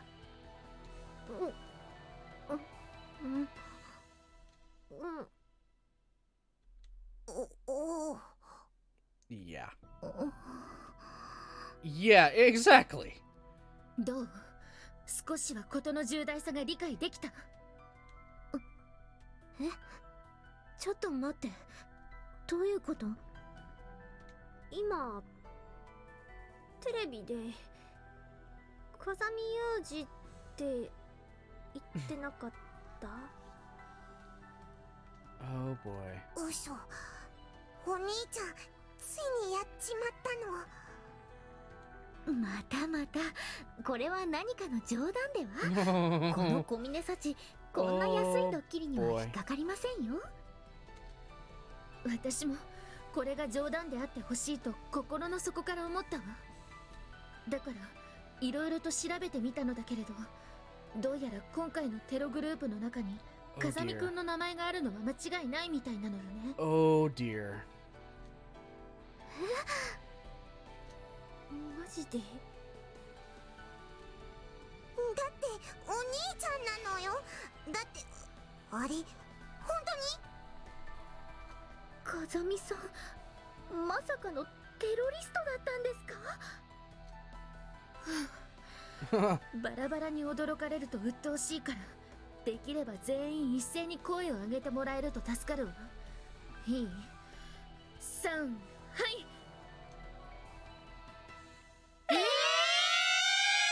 Oh god. Is that where the routes? こんにちは。 Oh, タナトスです。 Thanatos. 在校生の皆さんにお知らせです。かねてよりお知らせしていた通り、本日24時をもちまして本校美浜学園は閉校となります。私はお兄ちゃんと待ってるだけの女になる私が間違いだとおっしゃってくださいました。一人でも行くのさ。鍵よ鍵。私を必要としない。言われても信用系の鍵。お腹鍵。全部教えたいから何だったかしら。皆さん、忍耐とどもお忘れではありませんか？まだはいつだってそう。ただ難しくてイメージのゴミのせいとか私はお金で乗り継いでるのをコントロールであなたに助かるわ。これが戦争だ。世界はいつだって君を裏切り続けてきた。言ってなかったかしら。それでも君は私、まだ信じる真の我が国にようこそ。当学園学園長の立花千鶴です。だから何度も言ったでしょ。私を信じなさい。巣をあまね。Kazuki? Eden of Grisaia. グリザイアの迷宮。 So, おまけじゃないんだからね。始めないんだからね。Well, that was the main story. That took 4 hours. Oh my god. There we go. Labyrinth of Grisaia's main route, Yuji's Past, is finished. Holy shit! Wow. Right. Yeah. That was a lot to take in, guys. I didn't think it would take me that long. I'm kind of glad I did an extra day, well, today, to do this, rather than tomorrow. But, oh boy. So, well, that means when we, when we next get to Labyrinth, we'll be going through the after stories. Which we have, you know, a bunch here. Holy fuck!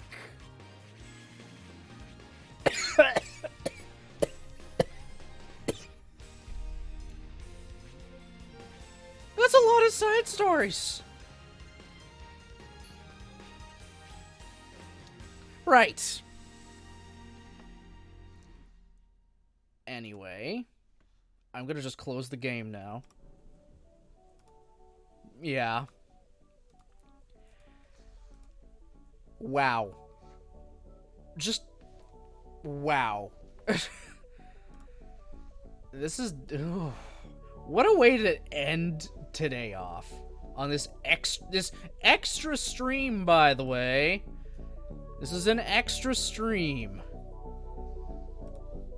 And I decided to go for 4 hours into pure chaos. Yeah, you're gonna be... clearly, I'm gonna be quite busy. But I expected that with Grisaia. Granted, I did get through, well, you know, this pretty quick. More or less. I did get through the main story pretty fast. And I think the other after stories are like maybe half, like at least the half the gig, like kilobytes of the main one, so they should possibly take half the time? We'll see. Right, schedule. This is the schedule I made. I'm gonna have to modify it. I don't know what I'm gonna do tomorrow morning. Oh my god, you really can see the white. The gray. So, I gotta figure out what I'm gonna do tomorrow. But there is gonna be a stream tomorrow at 10, regardless. It's just not gonna be Labyrinth, because I did it tonight. Could do Ratchet and Clank, could do Arkham. You guys will find out when I figure it out tomorrow morning. So, yeah. Anyway, yeah, thanks, you know, everyone for watching, commenting, lurking. Thank you again, Anonymous, for gifting that sub to Nick. Appreciate it a lot. Thank you. So, yeah. I hope, you know, everyone has themselves a great rest of their night. And I'll see you next time.